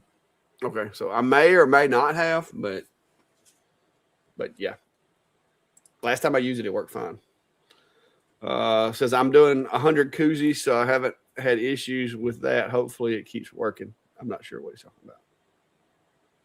I missed something. But yeah, no, as far as I know, last time I used it with the Ultra UV over there, and it worked fine. All right. We are at 1:53, hour and 53 minutes. What y'all got, guys? Comments, questions, concerns? What do y'all want to see Steve make with the big CNC over behind him? You gotta be able to afford to feed it, Well, I mean, look at that pile of wood over top of it. You can make something cool. I see a whole bunch of black walnut back there. You can make something cool. I don't know what you're talking about. Yeah. It's about time. It's about the time for that pile to get a little smaller. Well, the stack there was supposed to be a dining room table, but that project's kind of it's kind of gotten spaced out as far as our current house. So I might need to come up with a new project for it. Mark's asking what size spindle's on that CNC. This one just comes with their 710 watt trim router spindle, but it's got a 65 millimeter mount, so you definitely could, put a real spindle on there. So we'll be testing it this way, and then we'll see. We'll see what I think about it. See if it has a spot here. My problem is, I've got that Onefinity there. I've got that, and I've got the other ones. It's like I can only support so many machines in here. So we'll have to see when that meetup happens. I may maybe having some door prizes. EMT, I think you're talking about the P3 The P3, the chuck locks in, but it not with the P2, unless they've really overhauled the P2. Because I've had mine for a while, but no, I think you're thinking about the P3, because the RA3 doesn't even work with the P2 that I'm aware of. Well, the latest update made it work with the F1 Ultra, or the F1 Ultra and the F2 Ultra. So, was that the RA3? Yeah. Cool. But yeah, the P3 does have a lock-in system for the RA3. Yeah. Rob Fight says, I got a request from a local brewery to engrave plastic beer mugs with their logo. I only have a diode machine. Is it possible to engrave plastic with a diode? Possible is a very strong word. I'm going to say it's probably possible. Would I recommend it? No, because it's going to be a melty mess unless you hit the settings perfectly. If you're doing plastic, you need an IR or a UV. UV would be my first pick. IR would be a second pick. Other than that, I wouldn't touch it with anything else.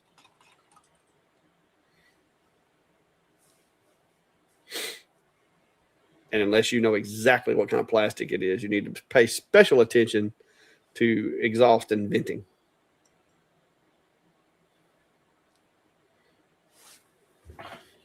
Looks like the RA3 does work with the P2, P2S.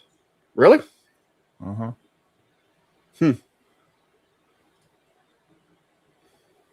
Xtool's got an article on it.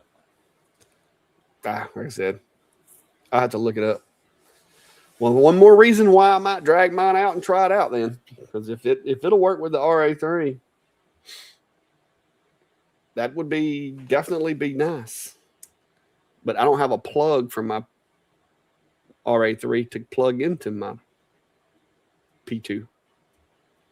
I don't know. I'll have to look into it.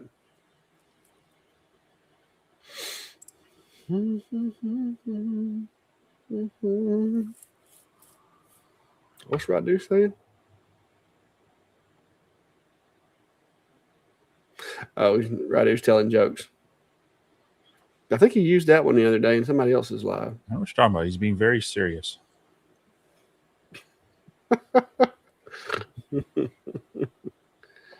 Let's see. So, Steve, what is your best guess as to when I will be able to buy a mild metallic 3D printer for $1,500? That's going to be a while. Yeah, you never know. I don't know. Technology takes weird leaps, but will it be that cheap? I don't know. You can get a metallic printer now for like what's that? Inconel. That's what it is. But you have to bake it after you print it. Yeah, I mean there are some out there, but they're not cheap. No, they like them. There are a lot of digits in those. Yeah, because I actually have a sound control device for one of my long rifles that was made using a 3D printer, which is just cool. So one thing I saw, I don't know where this video was, but you know the laser welders that have been coming out. Yeah. Someone took one of those and kind of turned it into a 3D printer. I mean, so using that technology and those things, I mean, those things aren't necessarily cheap. They're still up in the, multi-thousands, but there's been some ingenuity by people to take some of those things and make it kind of work. So yeah. Duckwood Design saying, do you prefer designing in Vectric or Lightburn?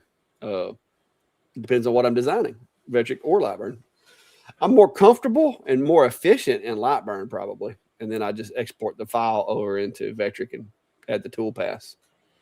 But that's just my personal preference. Yeah, it depends on what I'm working on. Sometimes I won't do it in either one. I'll do it in another one and import those in. So yeah.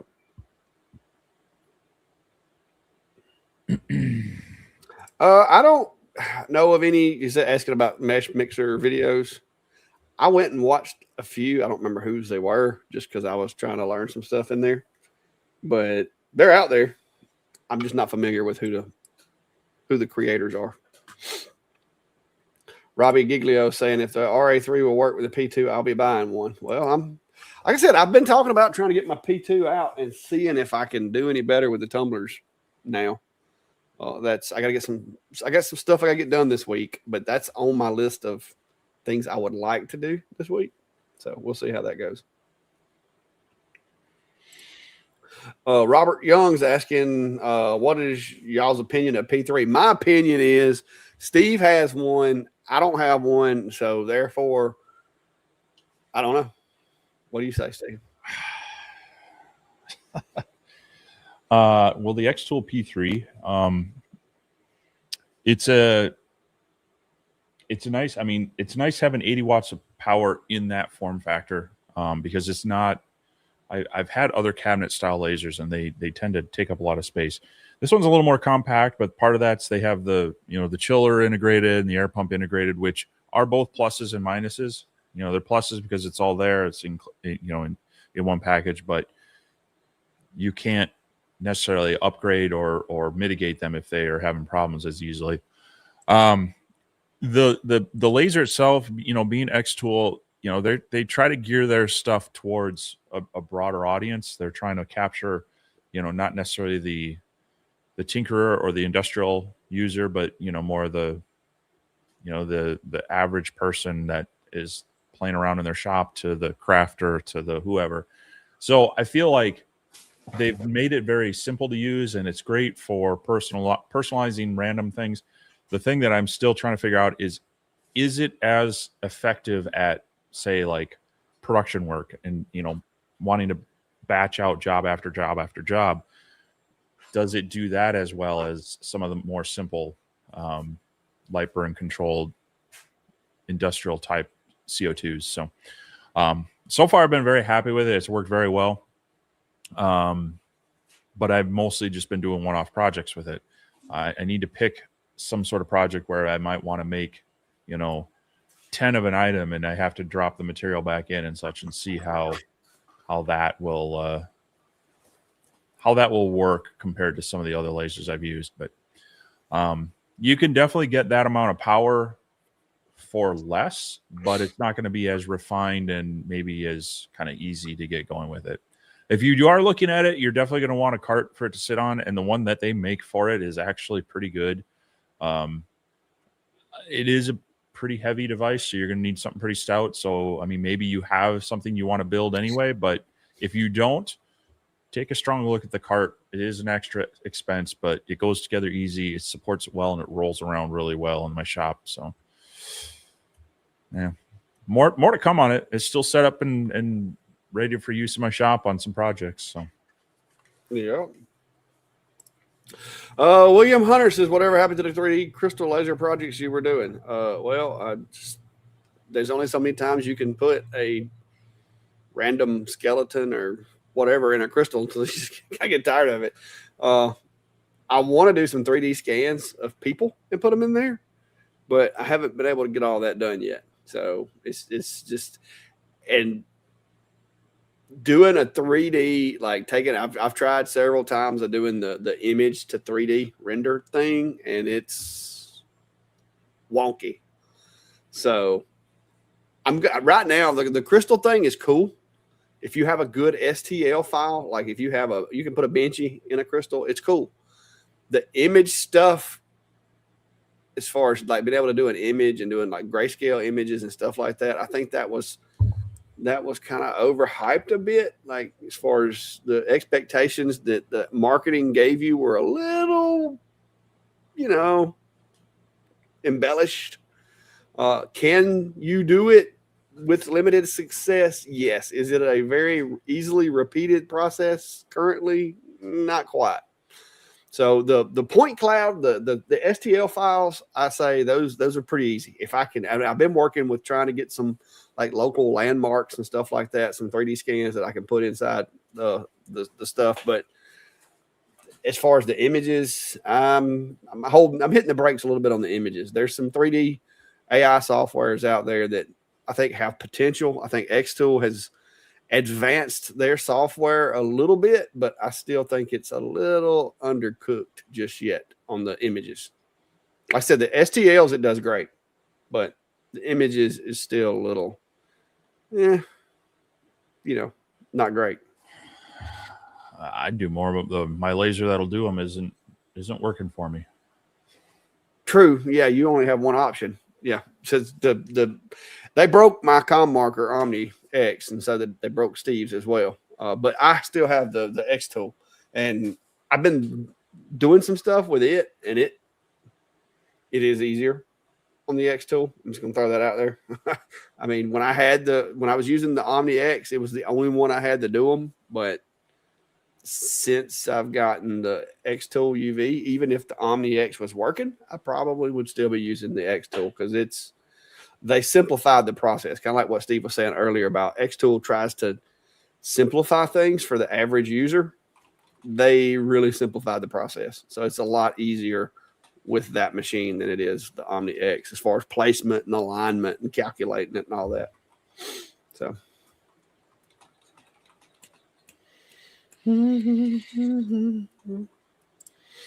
Mark, it is different, but it's a lot of the domestic stuff's what's getting me. So I've got a lot more stuff filling up my time than I thought I would have.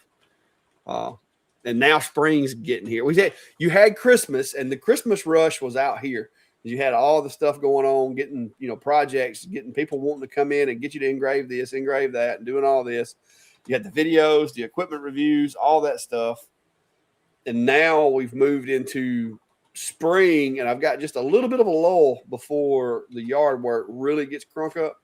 And so I'm trying to do that now. So I'm trying to ease off of the shop and get my yard situated because I got goals over there as far as what I want to be able to do with the yard and getting some stuff cleaned up and everything. So I'm having to readjust my process of planning things. I will say that it is different than what I expected.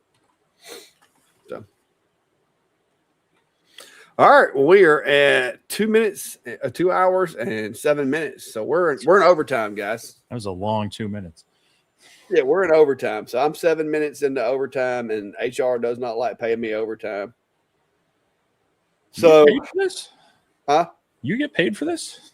I pay myself, my HR. I am my HR. Remember? Oh, yeah. Say I'm doing something wrong. I get paid, but it's mostly in sweet tea, and I'm out.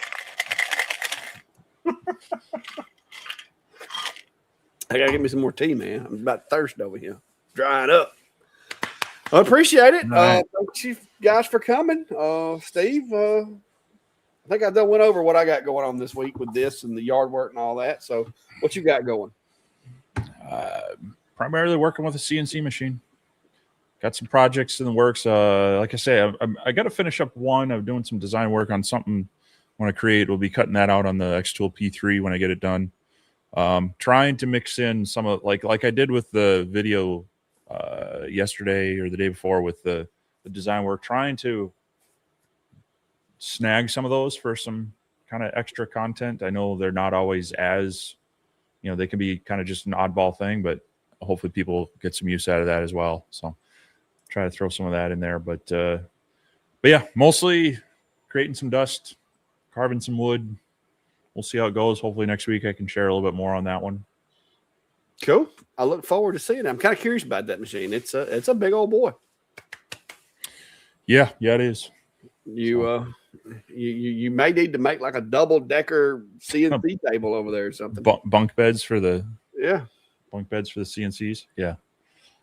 But anyway, I will hopefully, like I said, I got some videos coming up on the other channel this next few days as well. I'm probably going to go ahead, depending on the temperature tomorrow. I don't know. We're going to see how the sun is tomorrow. I may be in the shop or I may be out there doing that. I don't know. But we'll have some more content coming on the other channel this week, hopefully. Till next time, y'all be safe and have a good day. See you, everyone.